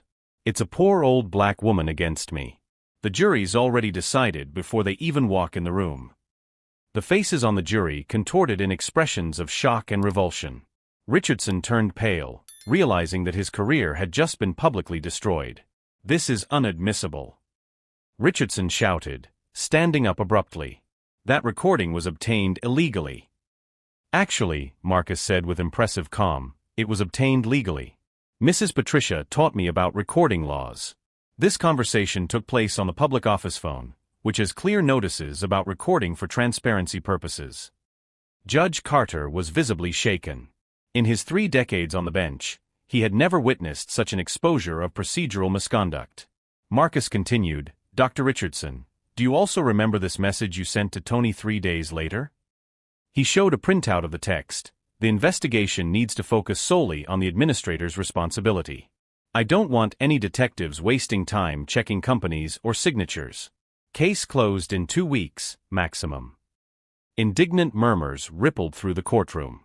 Jurors looked at each other with expressions of disgust. Richardson's conduct was not just negligent, it was deliberately corrupt. "But the most important evidence," said Marcus, "is in this document." He showed a bank statement. "This is Dr. Richardson's personal account statement. On October 2nd, 3 days after Grandma Dorothy was charged, he received a deposit of $25,000 from a shell company." Richardson tried to speak, but his voice came out as a desperate whisper. That's the same company that received some of the fraudulent payments from the housing program," Marcus added. "You weren't just neglecting the investigation, Doctor. You were protecting your accomplices." The courtroom erupted in murmurs. Richardson had fallen into his own trap. Not only had he accused an innocent woman, but he was directly involved in the corruption scheme. "Mrs. Patricia taught me something important," Marcus said, looking directly at Richardson. "She said that people like you always make the same mistake. You think you can step on those you consider weaker without consequences." Dorothy, who had remained silent throughout the presentation, slowly stood up. "Dr. Richardson, for 15 years I have dedicated my life to helping families find decent housing. You tried to destroy that for money and political ambition." Richardson hung his head, completely defeated. His reputation, career, and political future had been obliterated by an 8-year-old he had completely underestimated. Marcus, Judge Carter said, his voice shaking with emotion, in my 30 years on the bench, I have never seen a presentation of evidence as thorough as yours. Thank you, Your Honor. But I just wanted to clear Grandma Dorothy's name and ensure that true justice was served. The judge turned to the prosecutor, Mr. Richardson. In addition to the charges against Dorothy Johnson being immediately dismissed, I am ordering that this case be referred for investigation of prosecutorial misconduct and corruption.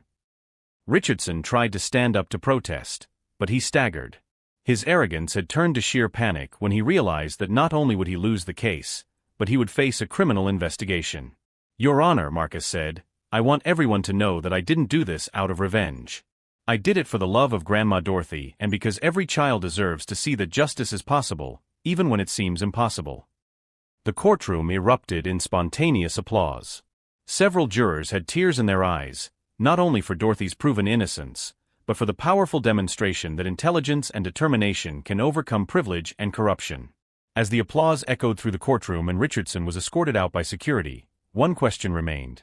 Could it be that this 8-year-old boy had planted seeds of change that would grow far beyond those four walls, transforming not only his life but inspiring an entire generation to believe that age, color, or background never define the size of the dreams we can achieve? 6 months after the trial that changed Brooklyn, Marcus was sitting in the front row of the city's law school, not as a student, but as a guest speaker. At age 9, he had become the most famous civil procedure case study of the past 10 years. True justice, Marcus told an audience of 300 future lawyers, doesn't happen when you defeat someone.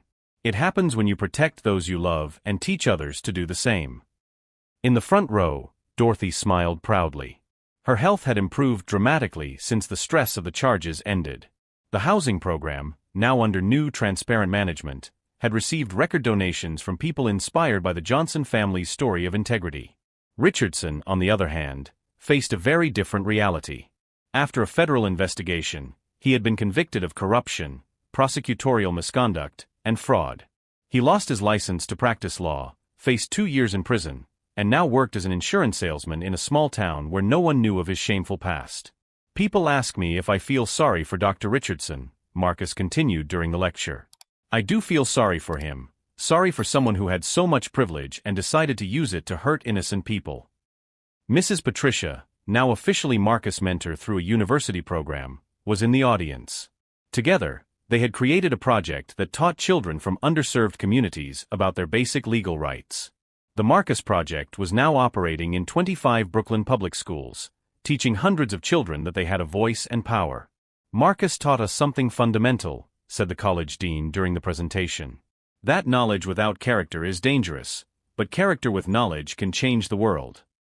Marcus's life had been completely transformed. 3 large law firms had already offered him full scholarships for when he reached college age. The national media covered his story, but Dorothy always protected her grandson from excessive spotlight, ensuring that he remained a normal child. The case had inspired significant legislative changes. A bill known as the Marcus Law was passed in New York State, requiring prosecutors to present concrete evidence of the defendant's physical presence at the time of the crime in cases of grand larceny. Other states began to consider similar legislation. At the end of the lecture, a student raised her hand. Marcus, are you going to be a lawyer when you grow up? I don't know yet, he replied with the same honesty he had always shown. But I know I want to continue helping people understand that they have more power than they realize. Dorothy, now recognized as Brooklyn Citizen of the Year, used her new platform to advocate for reforms in the welfare system. She had been invited to join a city council that oversaw social programs, ensuring transparency and efficiency. My grandson taught me that our age does not define our wisdom, she said in interviews on national television. And our color does not define our ability. Sometimes justice needs to be reminded of its own principles. Richardson tried several times to contact Dorothy to apologize in person, even sending letters from prison. She refused all contact, but not out of spite. She had simply moved on to bigger and more important things. Some wounds, she told Marcus during a conversation, don't need forgiveness for us to move on. They need justice, and we've got justice. In the courtroom where it all happened, Judge Carter had framed the photo from the day of the trial and kept it on his desk as a reminder that true justice can come from the most unexpected places. He became more rigorous in his review of evidence presented by prosecutors, always citing the Johnson case as an example of due process. Marcus remained a normal child, playing basketball at school, watching cartoons on Sundays, and getting into mischief typical of any 9-year-old. But he carried with him a wisdom about justice and determination that impressed adults across the country. The Bedford-Stuyvesant community had been transformed. The housing program now served as a national model, and Dorothy was invited to consult in other cities. Marcus often accompanied her, always carrying his organized binder, now famous among lawyers and law students. During one of these trips, a reporter asked Marcus what his biggest lesson from the case was. "I learned that when you're right and you don't give up, the system can be fair. But you have to be prepared to prove you're right." Mrs. Patricia, watching Marcus answer questions with maturity, later commented, "This boy didn't just save his grandmother. He restored my faith that the next generation can fix what our generation broke." The story had set a precedent that other cases followed. Lawyers began citing the Johnson precedent in cases involving procedural misconduct, and law schools included the case in their professional ethics curricula. "The difference between being a victim and being a winner," Marcus always said when asked about his secret, "is not what happens to you, but what you decide to do next. Grandma Dorothy taught me that knowledge is power, but love is courage." Richardson tried to destroy an innocent family, but ended up destroying only himself, while Marcus and Dorothy emerged stronger, inspiring an entire generation of children to believe that their voices matter. The Johnson family's story proved that age does not define ability, color does not limit potential, and that when love meets knowledge, miracles can happen even in the most unlikely places. Marcus had planted seeds of change that would grow far beyond that courtroom, transforming not only his life but inspiring an entire generation to believe that justice is possible. If this story of justice and overcoming adversity has touched your heart, subscribe to the channel to discover more real stories that prove that the best revenge is not destroying those who hurt you, but building something so great that they could never imagine. What about you? Have you ever had to fight for someone you love against a system that seemed impossible to beat? Leave your own story of determination in the comments. Because as Marcus taught us, every child, and every adult, has more power than they realize when they decide that justice is worth fighting for. Sometimes, true revolution doesn't happen with shouting or violence, but with an 8-year-old boy, an organized folder, and the unshakable belief that truth and love always win in the end.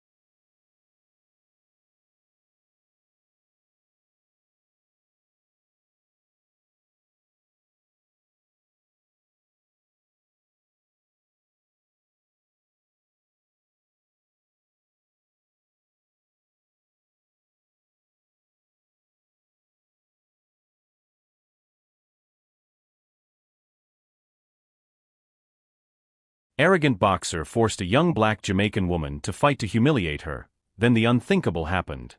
"Look what we have here," Victoria Sterling sneered, pointing to the 18-year-old who had just walked into the elite Manhattan gym. "Looks like someone got lost on the way to the neighborhood gym." The sound of punches hitting the heavy bags stopped abruptly. All eyes turned to Keisha Campbell, who was holding a worn sports bag and wearing holey sneakers. Her dark skin contrasted with the immaculate whiteness of the exclusive environment, where monthly fees cost more than 3 months' minimum wage. Victoria Sterling, women's world boxing champion for 2 consecutive years, was known not only for her lethal fists, but for her even sharper tongue. At 26, she had built a career based on social media taunts and controversial statements that generated millions of views. Her latest Instagram post already had 500,000 likes, a photo of her flexing her muscles with the caption, "When you're naturally superior, you don't have to pretend to be equal." "Sorry," Keisha muttered, checking the address on her cracked cell phone. I thought this was the youth scholarship program. Victoria's laughter echoed through the gym like an annoying siren. Scholarship program? Honey, this isn't a social project. We train real athletes here, not social experiments. Keisha Campbell had arrived in the United States just 6 months ago, bringing with her the dreams of a Jamaican family who had saved every penny to give her a chance. She worked 16 hours a day cleaning offices to pay for a room she shared with 3 other people in the Bronx. The scholarship program was her only chance to train at a decent facility. The program exists, said a firm voice. Tom Rodriguez, veteran trainer and owner of the gym, emerged from his office with a folder in his hand. And Keisha Campbell is on the approved list. Victoria rolled her eyes dramatically. Really, Tom? Are you going to turn my training facility into an NGO? My sponsors won't like that at all. Her sponsors pay for results, not for her opinion about who trains here, Tom replied dryly. But Victoria wasn't finished. She approached Keisha with a smile that looked more like a threat. You know what? Since you want to train with the big boys so badly, how about we prove whether you really deserve to be here? The gym fell silent.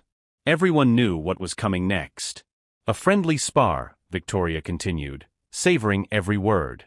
You against me. 3 rounds. If you can last, you can stay. If not, she made a dismissive gesture with her hand. Keisha felt the weight of everyone's gaze. She knew this was a trap, a public humiliation designed to break her spirit before she even began. But there was something in her eyes, a flame that Victoria couldn't quite identify, that remained unshaken. I accept, Keisha said calmly. Victoria frowned, waiting for tears or pleas. Are you sure? Because when I'm done with you, you'll question whether it's worth dreaming so big. I'm sure, Keisha repeated, and for the first time since she had arrived, she smiled. What Victoria Sterling didn't know was that she was about to find out why, in the slums of Kingston, Jamaica, Keisha Campbell was known by a very specific nickname, Lightning. And like all lightning, she only showed her true power when the storm hit.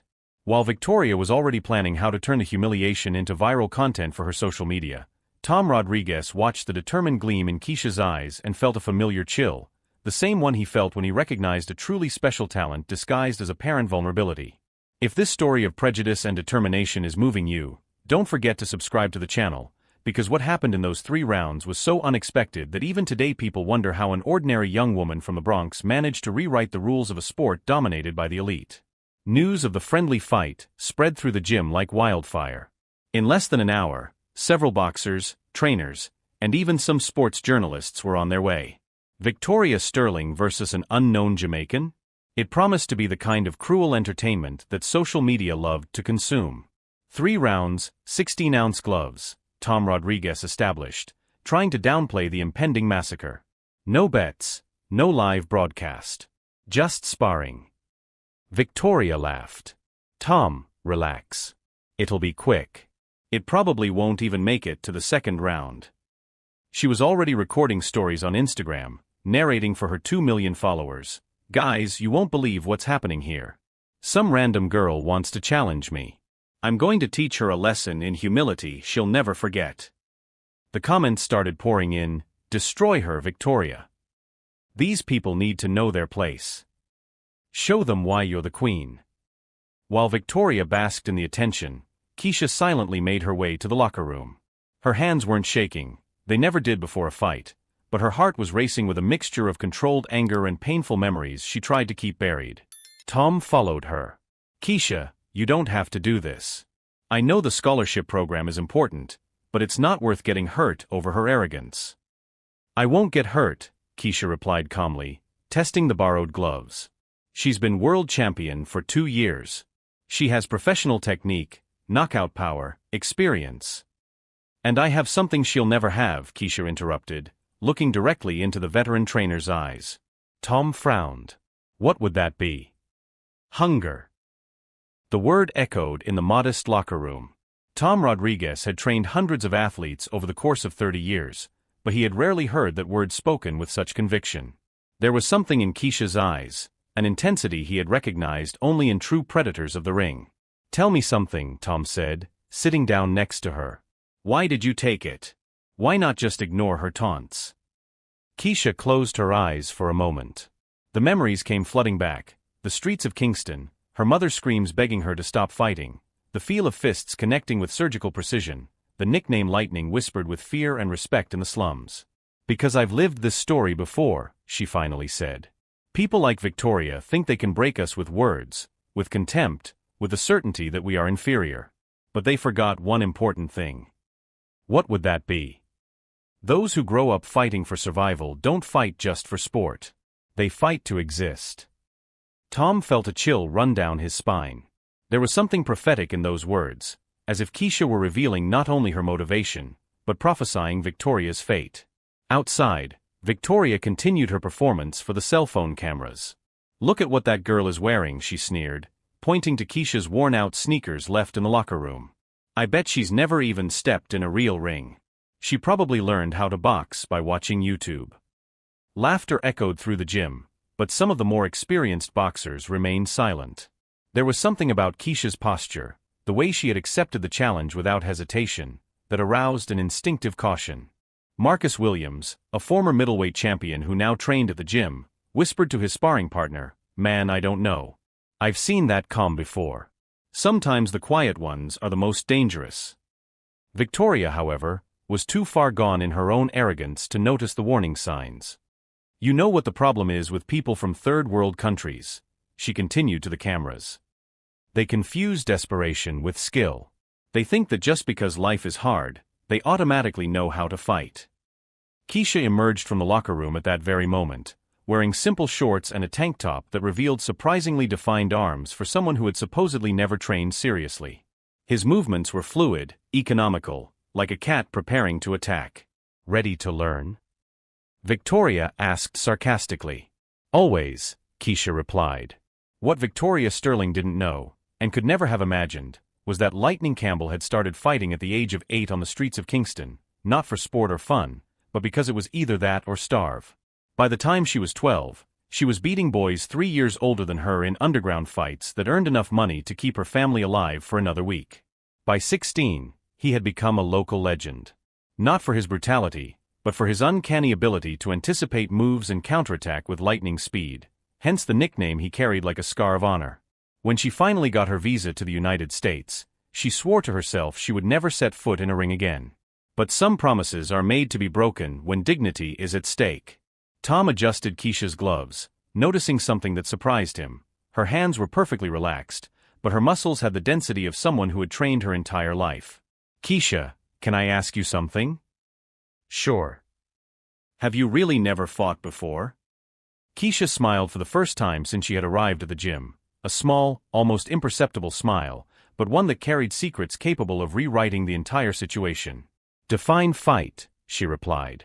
At that moment, while Victoria continued her performance for social media and spectators mentally bet on how long the amateur would last, something extraordinary was about to happen. Because sometimes, when we underestimate someone based on appearances and preconceptions, we discover that the real predators are exactly those who have learned to camouflage their strength until the exact moment to reveal it.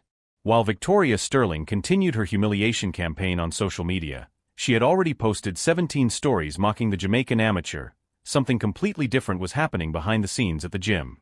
Tom Rodriguez had decided to investigate Keisha Campbell further.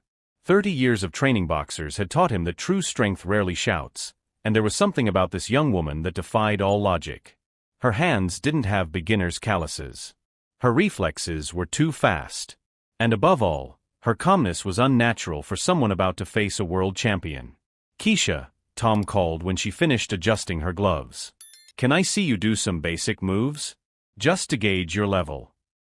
What happened over the next 5 minutes made Tom question everything he thought he knew about natural talent. Keisha moved around the ring with a fluidity that seemed to defy gravity. Her punches on the heavy bag had a surgical precision that he had only seen in fighters with decades of experience. "My God," Tom muttered to himself, "who is this girl really?" At that moment, the gym door opened and someone walked in who made Keisha freeze completely. It was Winston Campbell, a 50-year-old man with scarred hands and eyes that had seen a lot. Her uncle, who had flown in from Miami as soon as he heard about the fight through a mutual cousin. "Lightning," Winston said simply. The nickname echoed through the gym like a gunshot. Some of the older boxers frowned, as if trying to remember where they had heard that name before. "Uncle Winston, what are you doing here?" Keisha asked, her voice betraying her nervousness for the first time. "I came to see if my niece has completely lost her mind," he replied in English with a thick Jamaican accent. "I thought we agreed that those days were behind us." Tom approached, intrigued. "Do you two know each other?" Winston looked at Tom with the expression of someone deciding how much of the truth to reveal. "I've known this girl since she was 8 years old. And I can assure you that Victoria Sterling has no idea what she's about to face." While this conversation was taking place in the corner of the ring, Victoria was on the other side of the gym recording more content for TikTok. "Guys, look at this," she whispered to the camera. She even brought her family to watch her get humiliated. "How cute, right? They'll have a lot to console her about later." The comments on her posts had exploded. "Victoria is going to destroy that girl. Teach her not to mess with Americans. Show her what real boxing is." Winston watched Victoria for a few seconds, then shook his head in disgust. Arrogant. Just the type Lightning used to. Well, let's just say he taught humility on the streets of Kingston. "Uncle, please," Keisha begged. "Don't tell anyone. I don't want anyone to know." "Know what?" asked Tom, growing more curious. Winston sighed deeply. "Tom, can I call you that? You seem like a decent man. So I'm going to tell you something that might change your perspective on this fight." He pointed to Keisha, who was now training alone in the corner. "That girl over there was considered the best street fighter Kingston ever produced." "Street fighter," Tom repeated. "At 12, she defeated men 3 times her size. By 15, she had a reputation that made gangsters respect her. Lightning Campbell wasn't just a nickname, it was a warning." Winston paused. "She stopped fighting when she got her visa to come here.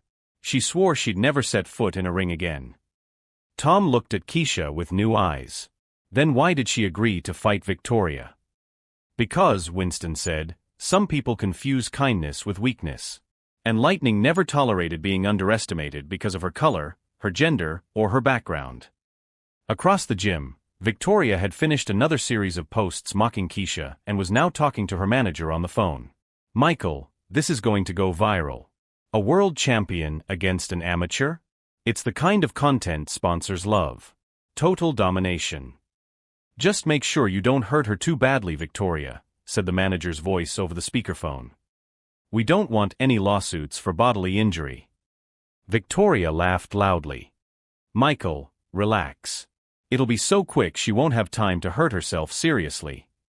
Winston overheard this conversation, and his eyes narrowed. "Tom, can I give you some advice? Bet on Lightning." "Why?" "Because Victoria Sterling may be a world champion, but she's never fought for survival. She's never faced someone who learned that losing means not eating. Lightning isn't here to look pretty, she's here to prove a point." At that moment, Keisha approached them, sweat dripping down her face after her intense workout. "Uncle Winston, what are you telling Tom?" "The truth, kid. That you're not the helpless victim that this American thinks you are." Keisha looked around the gym, noticing that some of the other boxers were now watching her with renewed curiosity and respect. "Uncle, I really don't want to." "Don't want to what?" "Show them who you really are. Lightning, you've spent the last few months cleaning toilets because you wanted to start a new life. But when someone tries to humiliate you because of your color, your background, your past, no new life can erase what's in your blood." Tom felt a chill. "Keisha, can I ask you something? Why did you really accept this fight?" Keisha was silent for a long moment, staring at Victoria, who continued recording content from the other side of the gym. When she finally spoke, her voice had a harshness Tom had never heard before. "Because people like Victoria Sterling think they can diminish us, humiliate us, put us in our place based solely on the color of our skin or where we came from." She looked at me and saw an easy victim. A story for her social media. A joke to entertain her followers. Keisha paused. "What she doesn't know is that where I grew up, respect isn't given, it's earned. And when someone tries to take away our dignity," she smiled, but there was something predatory about that smile.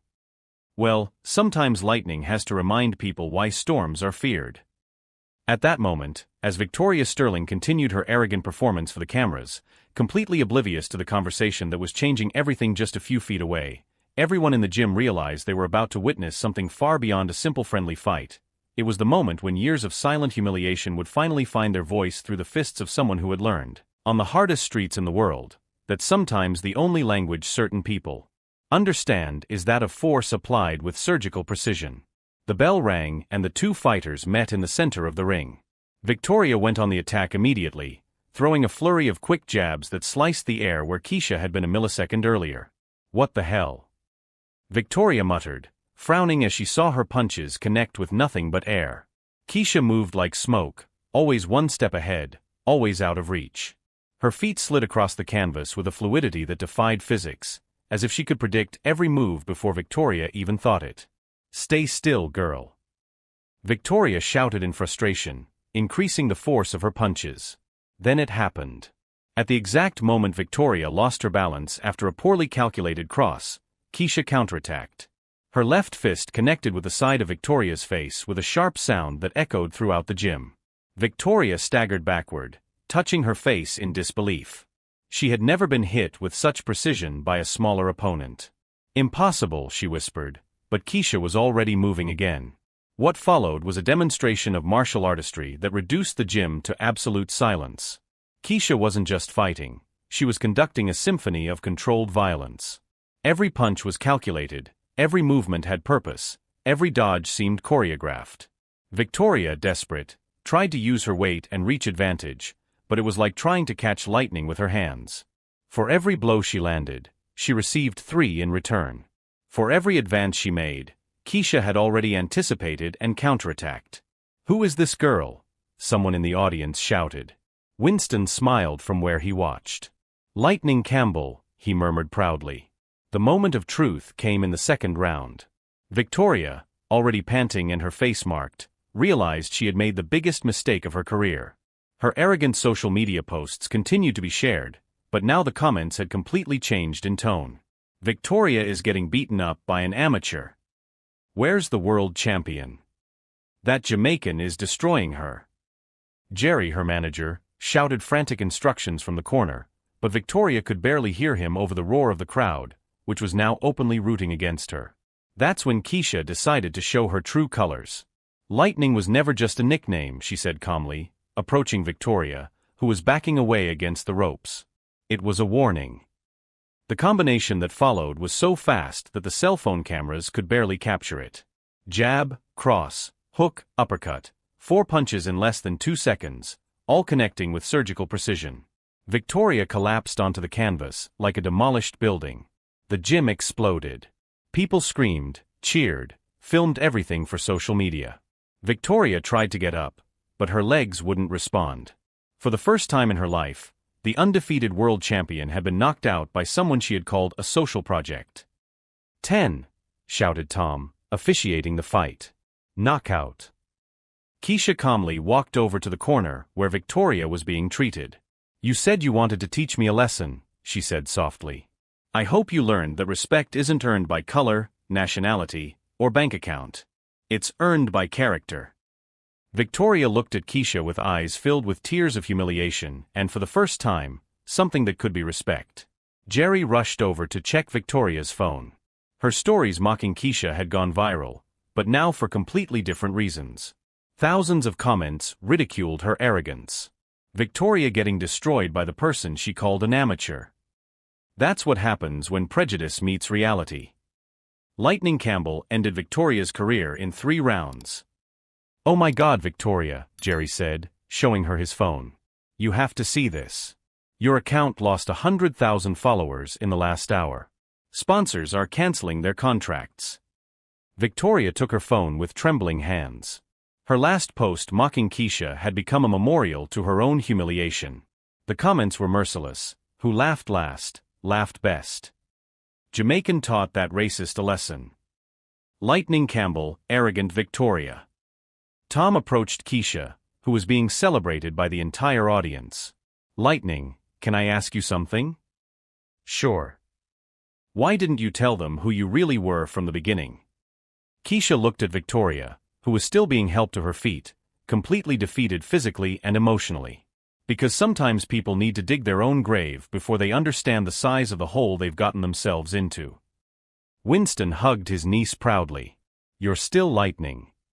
"No, Uncle," Keisha replied, watching Victoria being led out of the gym under a barrage of sarcastic comments. "Lightning was who I needed to be to survive. Today I showed who I really am, someone who doesn't accept disrespect, but who fights for dignity, not cruelty." As the cameras continued to roll and videos of the knockout went viral on social media, one question hung in the air: could a single fight rewrite not only two careers, but the way an entire community views prejudice, privilege, and the true measure of human strength? 3 months later, the contrast couldn't be more brutal. Victoria Sterling, once an undefeated world champion, sat in the modest apartment she had rented after losing her Miami mansion. Her sponsors had cancelled all contracts after the viral video reached 50 million views in a week. Victoria Sterling getting destroyed by the woman she called an amateur had become the most shared meme of the year, turning her arrogance into a global joke. Nike, Adidas, Gatorade, all the brands that once paid millions for her image now refused to even return her calls. Jerry, her former manager, had been clear in their last conversation: "Victoria, you don't understand. It's not just about the fight you lost. It's about who you showed yourself to be." No one wants to associate their brand with prejudice and arrogance. Meanwhile, on the other side of the country, Keisha Campbell was signing her first professional contract with Golden Gloves Promotions. The value? $2 million for just the first 3 fights, with a renewal clause that could reach $50 million if she kept up her performance. Lightning Campbell had become not just a sporting phenomenon, but a symbol of resilience. Brands that valued authenticity and overcoming adversity lined up to sponsor her. Under Armour launched an entire line inspired by her story: earned, not given. Tom Rodriguez was in the gym office when he received an unexpected call. "Hello, Tom. This is ESPN. We want to make a documentary about how you discovered Lightning Campbell." "I didn't discover anything," Tom replied honestly. "She always knew who she was. She just needed someone to respect her before seeing her fists in action." The transformation of the gym had also been dramatic. The scholarship program, once a modest initiative, now received donations from across the country. Young people from disadvantaged communities arrived daily, inspired by Keisha's story. The waiting list had more than 500 names. Winston Campbell visited his niece regularly, always with the same pride shining in his eyes. "Remember what I said about hunger?" he asked during one of his visits. "You proved that it's not about where we come from, but about the fire we carry inside." Victoria, for her part, had tried several times to reinvent herself. She created a YouTube channel apologizing, but the comments were merciless. She tried to return to boxing, but no major promoter would accept her terms. Her savings quickly evaporated without the income from sponsorships. In a desperate interview for a third-rate podcast, Victoria finally said the words she should have said months earlier: "I was completely wrong. Keisha Campbell wasn't just an exceptional fighter, she was a person I should have respected from the very beginning. My prejudice blinded me to her greatness." But the internet has a long memory. The clip became a meme again, Victoria trying to apologize after losing everything. Keisha, when she heard about the interview, showed the class that had always set her apart. "I don't have any anger toward her," she said during an interview with Sports Illustrated magazine. "Anger consumes those who carry it. I'd rather use my energy building bridges for other young women like me." Her foundation, Lightning Dreams, had already helped 300 young women from disadvantaged communities obtain scholarships and sports opportunities. The foundation's first gym was to be opened in Kingston, Jamaica, in the same community where she had discovered that her fists could be more than weapons for survival. During the opening ceremony, broadcast live around the world, Keisha held the microphone with the same hands that had knocked out a world champion. "This story is not about revenge," she said, her voice echoing through the speakers. "It's about dignity.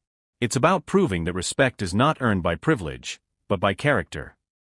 The audience erupted in applause, but she wasn't finished. "Victoria Sterling gave me the greatest gift of her life. She underestimated me. And when someone underestimates you, you have a choice. You can let it destroy you, or you can use it as fuel to become unbeatable." Tom Rodriguez, watching from the front row, wiped away a discreet tear.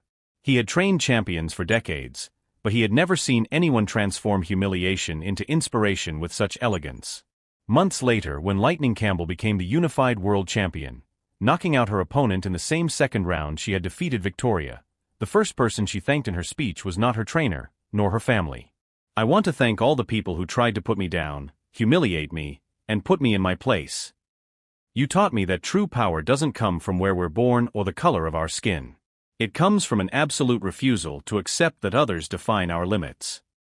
Victoria Sterling watched that fight on television in her rented apartment, alone. When the referee raised Keisha's hand, declaring her the new world champion, Victoria finally understood the difference between talent and greatness. A person can be born with talent, but greatness is forged in the furnace of adversity. Keisha Campbell hadn't just won a fight in that Manhattan gym.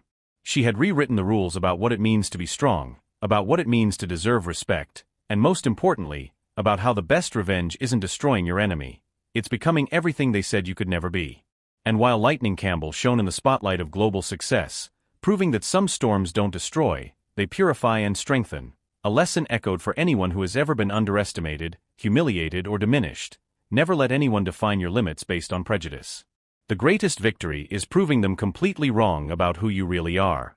If this story of transformation and justice touched your heart, don't forget to subscribe to the channel for more stories that prove that sometimes being underestimated is exactly the advantage we need to rewrite our own story in spectacular fashion.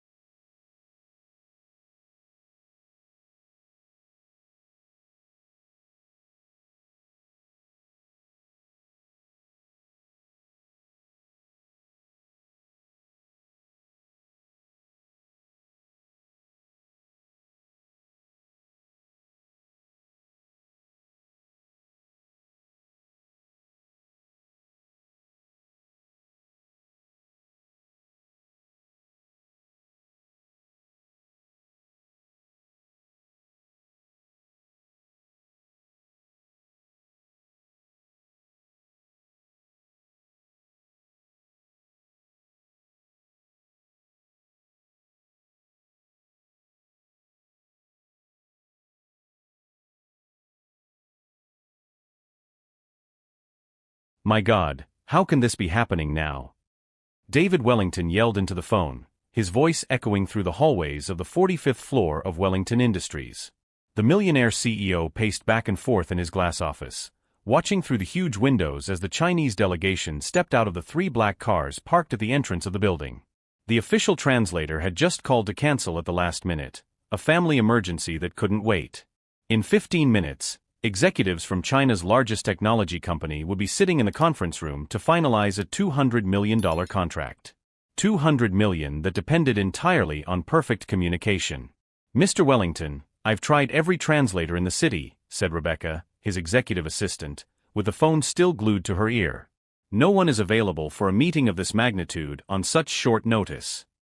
David loosened his Italian tie, feeling sweat bead on his forehead. 20 years building Wellington Industries, and it could all come crashing down because of a language barrier. The Chinese were known for their strict communication protocols.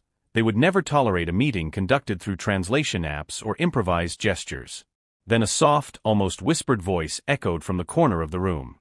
"Excuse me, Mr. Wellington, but I speak fluent Mandarin." All eyes turned to Jasmine Parker, 28, who had paused her cleaning routine to listen to the conversation. She held a cleaning cloth in her hands and wore the standard navy blue uniform of the maintenance staff. Jasmine had been working on the executive floors for 3 years, always discreet, always efficient, always invisible to most of the important people who circulated there. The silence that followed was so deep that you could hear the hum of the air conditioning.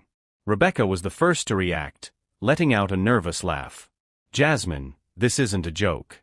We're talking about a multi-million-dollar international deal." David studied her for a moment, as if seeing her for the first time. "You speak Mandarin?" he asked, his voice heavy with skepticism and a hint of desperation. "Mandarin, Cantonese, and a little Taiwanese," Jasmine replied calmly, meeting his gaze without flinching. "I studied Oriental linguistics at Howard University before I started working here."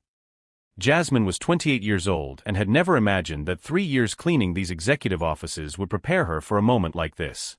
But all that time, while wiping down conference tables, she had listened to every conversation, absorbed every strategy, watched every move these executives made. Especially Rebecca. Rebecca's expression quickly changed from amusement to irritation. "David, you can't be serious. A cleaning lady conducting the most important meeting of the year." But David was desperate. There was something about Jasmine's posture, the quiet confidence in her voice, that made him hesitate. "Prove it," he said abruptly. "Say something in Mandarin." Jasmine took a deep breath and began to speak in perfect Mandarin, her impeccable pronunciation echoing around the room. "Women han rongxing nung zai zhili jian mian, shi wang women de huzwa hui dai lai huli de jegwa." David was speechless. Even though he didn't understand a word, he could sense the natural fluency, confidence, and authority in her voice. "What did you say?" he asked, still processing what he had just heard. "That it's an honor to meet you here and we hope our cooperation will bring mutually beneficial results," Jasmine translated. "It's a very respectful standard business greeting in Chinese culture." Rebecca crossed her arms, clearly uncomfortable with the direction the conversation was taking. "David, think about it. What will the Chinese think when they see that you brought a cleaning lady to an executive meeting?" At that moment, a memory flashed through Jasmine's mind like lightning. 6 months ago, she had found Rebecca in the executive bathroom crying on the phone, talking to someone about that black girl who hangs around the important meetings. At the time, Jasmine had pretended not to hear, but she had remembered every word. For a moment that seemed like an eternity, David watched Jasmine. There was something in her eyes, a deep intelligence, a quiet dignity that contrasted sharply with the way everyone treated her on a daily basis. For 3 years, she had cleaned these rooms, listened to these conversations, absorbed more about the workings of the company than many executives. "You have 20 minutes to get yourself together," David finally said, ignoring Rebecca's shocked stare. "Put on something appropriate and meet me in the conference room." As Jasmine hurried out to get ready, Rebecca whispered furiously, "You've completely lost your mind. When this backfires, it will be the end of your career." But David wasn't listening. For the first time in years, he was about to discover that the most valuable people are sometimes the ones who go unnoticed right under our noses. What none of them knew was that Jasmine had been preparing for this moment longer than anyone could have imagined. And Rebecca, with all her arrogance and thinly veiled prejudice, was about to discover that underestimating someone based on appearances can be the biggest mistake a person can make. If you're enjoying this story of overcoming adversity and are curious to find out how a cleaning lady can completely change the game in a room full of executives, don't forget to subscribe to the channel to find out what happens when talent meets its opportunity to shine. 20 minutes later, when Jasmine returned to the conference room, the silence was immediate and awkward. She had changed out of her uniform and into a black outfit borrowed from the receptionist, simple but appropriate. Her hair was pulled back into an elegant bun, and she carried a notepad like any other executive. "Jesus Christ," muttered Thomas, the CFO, not trying to hide his surprise. "Is that really the same person?" Rebecca didn't bother to lower her voice when she whispered to the assistant, "You can put a jewel in a piece of coal, but it's still coal inside." The Chinese delegation had arrived on time. 5 impeccably dressed executives waited in the elegant glass-walled room, chatting among themselves in Mandarin as they took in the view of Manhattan. David made the formal introductions, deliberately omitting Jasmine's current title. "This is Jasmine Parker, our international relations specialist for the Asian market," he said, each word carefully chosen. The delegation leader, Mr. Chun, greeted Jasmine with a respectful bow. When she responded in perfect Mandarin, thanking him for the honor of meeting them and praising their punctuality, a highly valued virtue in Chinese culture, his eyes lit up with genuine surprise and approval. For the first 15 minutes, Jasmine translated every nuance with surgical precision. Not just the words, but the cultural tones, the diplomatic implications, even little jokes that made the Chinese laugh genuinely. The meeting flowed with a naturalness that no one had expected. That was when Rebecca decided to intervene. "Jasmine," she interrupted with a venomous smile, "perhaps we should explain to our guests her unique career path at the company." David shot her a warning glance, but Rebecca continued, "It's just so inspiring to see someone reinventing themselves like that. Moving up in life, so to speak." The condescending tone was unmistakable. Jasmine felt the familiar weight of humiliation, that feeling she had known since she was 18, when she had to drop out of Howard University in the middle of her junior year because her diabetic mother had lost her job and needed someone to take care of her and pay the medical bills. "Life teaches us that opportunities can come in unexpected ways," Jasmine replied calmly, keeping her dignity intact as Mr. Chun watched the exchange with growing confusion. "But really, who would have thought that someone who was cleaning these very rooms 3 years ago would be sitting at this table today?" She paused to let the information sink in for the Chinese. "It really demonstrates how our company values diversity in all its forms." The silence that followed was devastating. Jasmine saw Mr. Chen's expression change subtly, not exactly contempt, but an uncomfortable surprise that made her stomach tighten. In Chinese culture, professional hierarchies were taken very seriously. David quickly interjected, "What Rebecca meant is that we value talent wherever we find it." But the damage was done. For the next 15 minutes, Jasmine felt the Chinese executives' glances shift. They were still polite, still translating when necessary, but the ease was gone. She had become a curiosity, not a professional. It was at that moment that something inside her crystallized. For 3 years, she had cleaned these rooms while executives discussed strategies, closed deals, and made decisions that moved millions. She had absorbed every word, every tactic, every mistake they made. Especially Rebecca's mistakes. Like the time Rebecca lied about quarterly sales figures to impress a client. Or when she took credit for a project that was entirely developed by a subordinate who was later fired for budgetary reasons. Or when she used confidential information for her own personal negotiations. Jasmine had seen everything. Heard everything. And more importantly, he had kept everything. The meeting ended with a tentative preliminary agreement. The Chinese promised to carefully consider the proposal diplomatic code for maybe, if we don't find something better. When the delegation left, Rebecca couldn't hide her satisfaction. "Well, that was interesting," she said, arranging her papers with exaggerated movements. "Maybe next time we should be more transparent about our team's qualifications from the outset." David was visibly furious, but before he could respond, Jasmine rose calmly. "Rebecca," she said, her voice soft but laden with a new authority, "Mr. Chin mentioned something interesting before he left." Rebecca raised an eyebrow. "Oh really? Like what?" "He said he was impressed with my fluency but confused by the hierarchical dynamics of the meeting." Jasmine paused, letting the weight of her words sink in. "He asked if I could call him later to clarify some cultural aspects of our presentation." Rebecca's expression changed subtly. "What aspects?" "Mainly why the person responsible for translation wasn't introduced as the lead negotiator, considering that in their culture, whoever speaks the language automatically assumes the position of authority." Jasmine smiled softly. "He said he'd like to better understand our organizational structure before making a final decision." Rebecca's face paled slightly as she processed the implications. For 3 years, Jasmine had been invisible. But invisibility, she was about to discover, can be the most powerful weapon of all, especially when you've been watching, learning, and preparing for the right moment to step out of the shadows. What Rebecca didn't know was that every insult, every humiliation, every attempt at sabotage was only fueling something far more dangerous than simple resentment. It was creating a strategist who knew every weakness, every secret, every lie that circulated through those corridors of power. 2 hours after the disastrous meeting, Jasmine was back in her navy blue uniform, pushing her cart through the executive hallways. But this time, every move was calculated. For 3 years, she had mentally mapped every important conversation, every whispered secret, every document left carelessly on desks. Especially Rebecca's. "Look who's back where she belongs," Rebecca commented loudly enough for all the executives in the hallway to hear as she chatted with Jennifer from accounting. "After that pathetic charade today, at least we know where everyone really belongs." Jasmine continued cleaning, but her hands moved automatically as her mind registered every word. Rebecca had no idea that during those 3 years, while cleaning her office, Jasmine had seen personal emails left open, phone conversations about contract manipulation, and most importantly, those documents Rebecca hid in her bottom drawer, documents about unfair competition against smaller companies. You know what bothers me the most? Rebecca continued, clearly showing off to Jennifer. David actually thought that a cleaning lady could save a $200 million deal. As if 3 years cleaning bathrooms qualified her to sit at the table with real executives. It was at that moment that Jasmine's phone vibrated discreetly.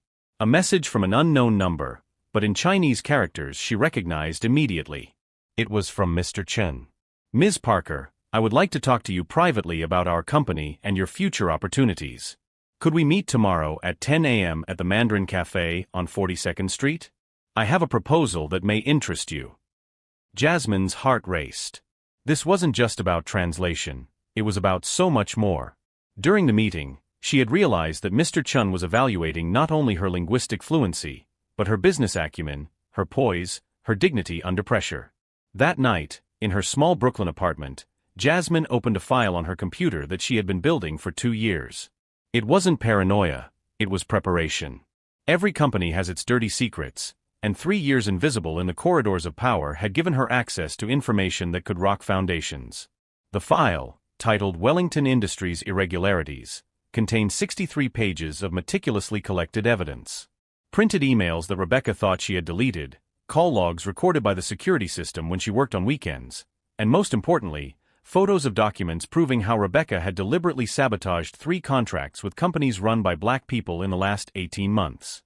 Jasmine had seen Rebecca lie to clients, take credit for projects developed by others, and most importantly, use her position to block promotions for employees she considered inappropriate for the company's image. The next day, at 10 o'clock sharp, Jasmine arrived at Café Mandarin wearing a simple but elegant outfit she had bought with her first college savings. Mr. Chen was already waiting, accompanied by an elegant woman who introduced herself as Lisa Wang, the group's vice president of international development. Miss Parker, Mr. Chen began in English, but then switched naturally to Mandarin. Yesterday I observed not only your linguistic fluency, but something much more valuable, your composure under undue pressure. Lisa leaned forward. Our company is expanding operations in North America. We need someone who understands both Chinese culture and American business dynamics. Someone who has observed how business really works from the inside. And someone, Mr. Chen added with a knowing smile, who has the dignity not to bow down to small people in big positions. For 2 hours, Jasmine spoke fluently about market strategies, cultural differences in negotiations, and especially how American companies often underestimated the sophistication of Asian investors. She subtly mentioned a few irregularities she had observed at competing companies, without naming names. When Lisa slid a business card across the table, Jasmine read, Parker and Associates, International Consulting. Below that was an annual salary that was 5 times what she earned at Wellington Industries. Consider our offer, said Mr. Chen, standing up. But we have one specific condition. We'd like you to start by helping us investigate certain discrepancies we've discovered in Wellington Industries contracts. Apparently, there is evidence of questionable practices that violate federal international trade regulations. Jasmine held the card with steady hands. For 3 years, she had been treated like furniture. Now, 2 of Asia's most brilliant business minds were offering her not just a job, but a strategic alliance. There's an emergency meeting at Wellington Industries tomorrow, Lisa said quietly. We've learned that the Chinese delegation has filed a formal complaint about contract irregularities. It might be worth your while to attend. That night, Jasmine called her mother. Mom, remember how you always said that patience is a smart woman's most powerful weapon? Of course, honey. Why? I think I finally understand what you meant. As she hung up the phone, Jasmine looked out her apartment window at the Manhattan skyline. Tomorrow Rebecca and all of Wellington Industries would discover that 3 years of invisibility had created something far more dangerous than a resentful employee. They had forged a strategist who knew every weakness, every lie, every secret of that company. And unlike the executives who underestimated people based on appearances, Jasmine had learned that true strength comes from observing, planning, and acting at the exact moment when her opponents least expect it. The next morning, The executive boardroom at Wellington Industries was buzzing with palpable tension. David had called an emergency meeting with the entire board after receiving an official report from the Chinese delegation about serious contractual irregularities that could result in a federal investigation. Rebecca entered confidently, her vibrant red suit and high heels echoing authority through the hallways. She had spent the night preparing her defense, convinced she could pin all the blame on the incompetent cleaning lady David had brought to the meeting. "Well," Rebecca began, addressing the 7 board members, "I imagine we're here to discuss yesterday's fiasco. As I warned, putting an unqualified employee in a negotiation of this magnitude was a reckless decision that is now costing the company $200 million. That was when the door opened silently. Jasmine entered wearing an impeccable gray ensemble, not borrowed, but purchased the night before with the advance the Chinese company had given her. She carried a leather briefcase and a laptop, moving with the confidence of someone who had finally found her place. "I'm sorry I'm late," Jasmine said calmly, taking a seat next to David. "I was finishing up some important information for the meeting." Rebecca's face twisted in ill-concealed irritation. "With all due respect, David, I don't understand why she's here. This is an executive meeting." "She's here," David replied coldly, "because the Chinese delegation specifically requested her presence to clarify the accusations they made." Jasmine opened her laptop with calculated movements. "Mr. Chun approached me yesterday afternoon with some specific concerns about Wellington Industries' contracting practices. Apparently, they had discovered evidence of bid rigging and sabotage against competing companies." "That's ridiculous," Rebecca exploded, her tone rising an octave. "What kind of evidence could a cleaning lady have about executive operations?" The smile that crossed Jasmine's face was soft but devastating. "The kind of evidence you gather when you're invisible for 3 years and people talk in front of you as if you don't exist." Rebecca's expression changed subtly, the first spark of real fear crossing her eyes. Jasmine connected her laptop to the projector. The first image that appeared was an internal email from Rebecca to a client, dated 6 months ago. This email, sent to Mills Corporation, contains confidential information about the Johnson Company's proposals, our direct competitor at the time. The silence in the room was deafening.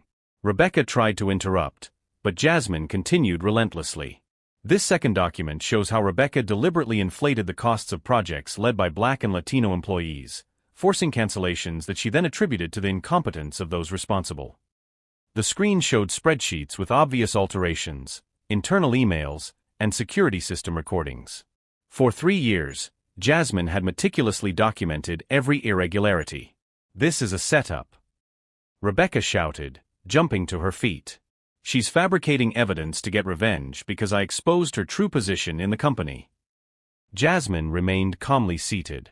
"Mr. David, the recording I'm about to play was made by the company's own security system 8 months ago." Rebecca's voice echoed through the room's speakers. "We can't allow these types of people to think they belong in executive meeting rooms. It's a matter of maintaining appropriate standards in the company." Rebecca's face turned pale instantly. She remembered that conversation, a private discussion with Thomas about keeping the company free of unsuitable elements. "And this," Jasmine continued, displaying a new recording, "is from 2 weeks ago, when Rebecca deliberately instructed the receptionist to lose resumes from candidates with names that sounded too ethnic. One of the directors, Mr. Johnson, a 60-year-old black man who had been with the company for 15 years, leaned forward with a grim expression. "Rebecca, is this true?" That's out of context." Rebecca stammered, sweat beginning to form small beads on her forehead. "You don't understand the pressure I'm under to maintain company standards." "Company standards," Jasmine said softly, "include ethics, integrity, and compliance with federal anti-discrimination laws, all of which have been systematically violated over the last 18 months. David turned to Rebecca, his expression stony. "You have 30 seconds to explain why you shouldn't be fired for cause and reported to the district attorney." Rebecca looked desperately around the table, searching for an ally, a sympathetic face. She found only looks of disapproval and disgust. "You're making a terrible mistake," she whispered, her voice breaking. "She's just a resentful cleaning lady who—" "She," David interrupted authoritatively, "is our new director of international relations. And you're fired." The silence that followed was absolute. Rebecca remained standing, swaying slightly, processing that her 15-year career had ended in a matter of minutes. Your access credentials will be revoked immediately, David continued. Security will escort you to collect your personal belongings. And Rebecca, he paused, considering the seriousness of the evidence presented, we will be forwarding everything to the federal attorney's office.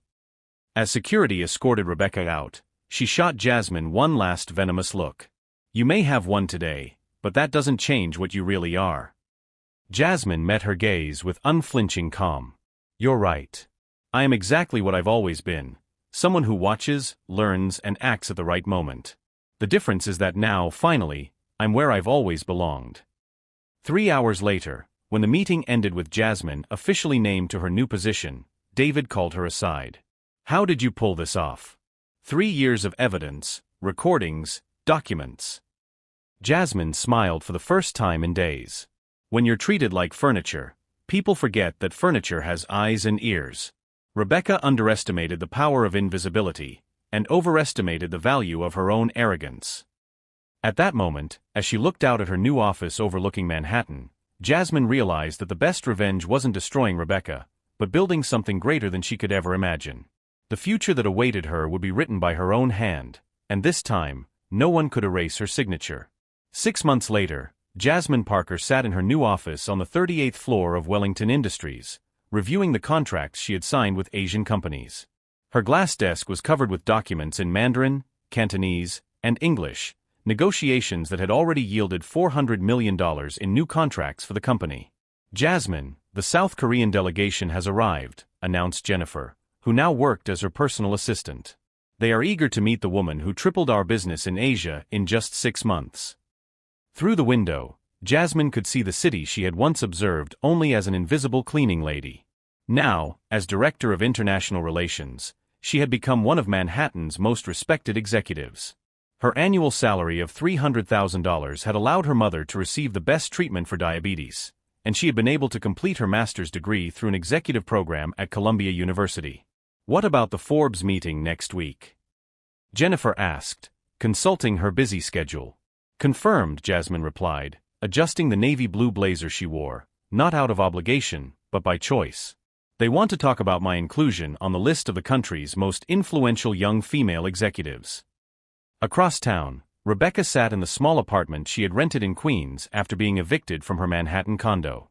Medical bills for psychological therapy piled up on the coffee table, along with dozens of rejection letters from companies where she had applied for jobs.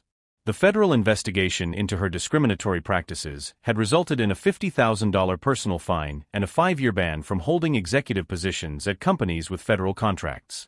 Her name had appeared in every major business newspaper as an example of toxic leadership, making her virtually unemployable. That morning, she had seen Jasmine's photo on the cover of Businessweek magazine, smiling confidently alongside Chinese executives, with the headline, "The Translator Who Revolutionized International Business." The irony hit her like a slap in the face. Back at Wellington Industries, David had called a meeting with the entire board to announce the exceptional results for the semester. Jasmine Parker not only saved our deal with the Chinese, he declared to the roomful, she opened doors to markets we never thought possible to penetrate. Mr. Johnson, the same black director who had witnessed Rebecca's downfall, stood up to give a short speech.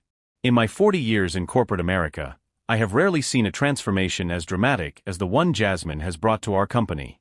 She has proven that true talent has no color, no social class, and definitely does not hide behind prejudice. The audience applauded enthusiastically as Jasmine remained modestly seated, remembering the woman who used to clean that same boardroom just 7 months earlier. That night, in her renovated apartment on the Upper East Side, Jasmine received a call from her mother. "Honey, I saw your interview on television today. You spoke so well about second chances and perseverance."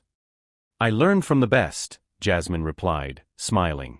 "You always told me that people can try to diminish us, but they can never diminish what we know and what we are capable of doing." During the television interview, Jasmine had been asked about Rebecca and whether she felt any resentment toward her for the way she had been treated.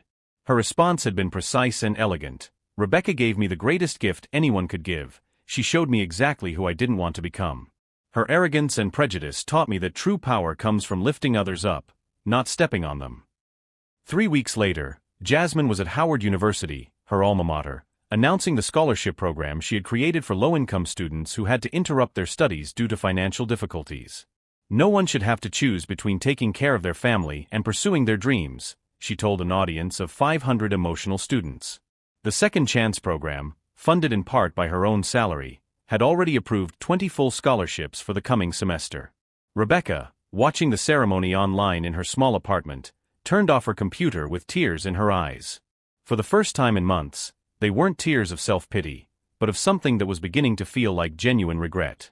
Meanwhile, Jasmine returned to the office where 3 years earlier she had pushed a cleaning cart through the same hallways. Now young executives greeted her respectfully, secretaries asked her for career advice, and most importantly, she had become a mentor to 5 other employees in operational departments who showed untapped potential. You know what's most fascinating about this whole story? David asked Jasmine during a private conversation. You could have used all that information about Rebecca to destroy her personally, but you chose only to expose her professional misconduct. Jasmine smiled softly. The best revenge is never to destroy someone. It's to build something so extraordinary that it renders everything they tried to do against you irrelevant. Jasmine Parker's story proved that genuine talent, unwavering dignity, and quiet preparation can overcome any prejudice or injustice. She turned 3 years of invisibility into the greatest advantage of her career, showing that sometimes the most powerful people are the ones you don't even notice watching, learning, and preparing to shine. Rebecca tried to humiliate her based on prejudice and arrogance, but ended up being the architect of her own destruction. Jasmine taught the corporate world that true leadership does not come from titles or privileges, but from the ability to see potential where others see only limitations. If this story of overcoming adversity and justice touched your heart, don't forget to subscribe to the channel for more stories that prove that, in the end, talent and dignity always find their way to the top, no matter how many obstacles are put in their path.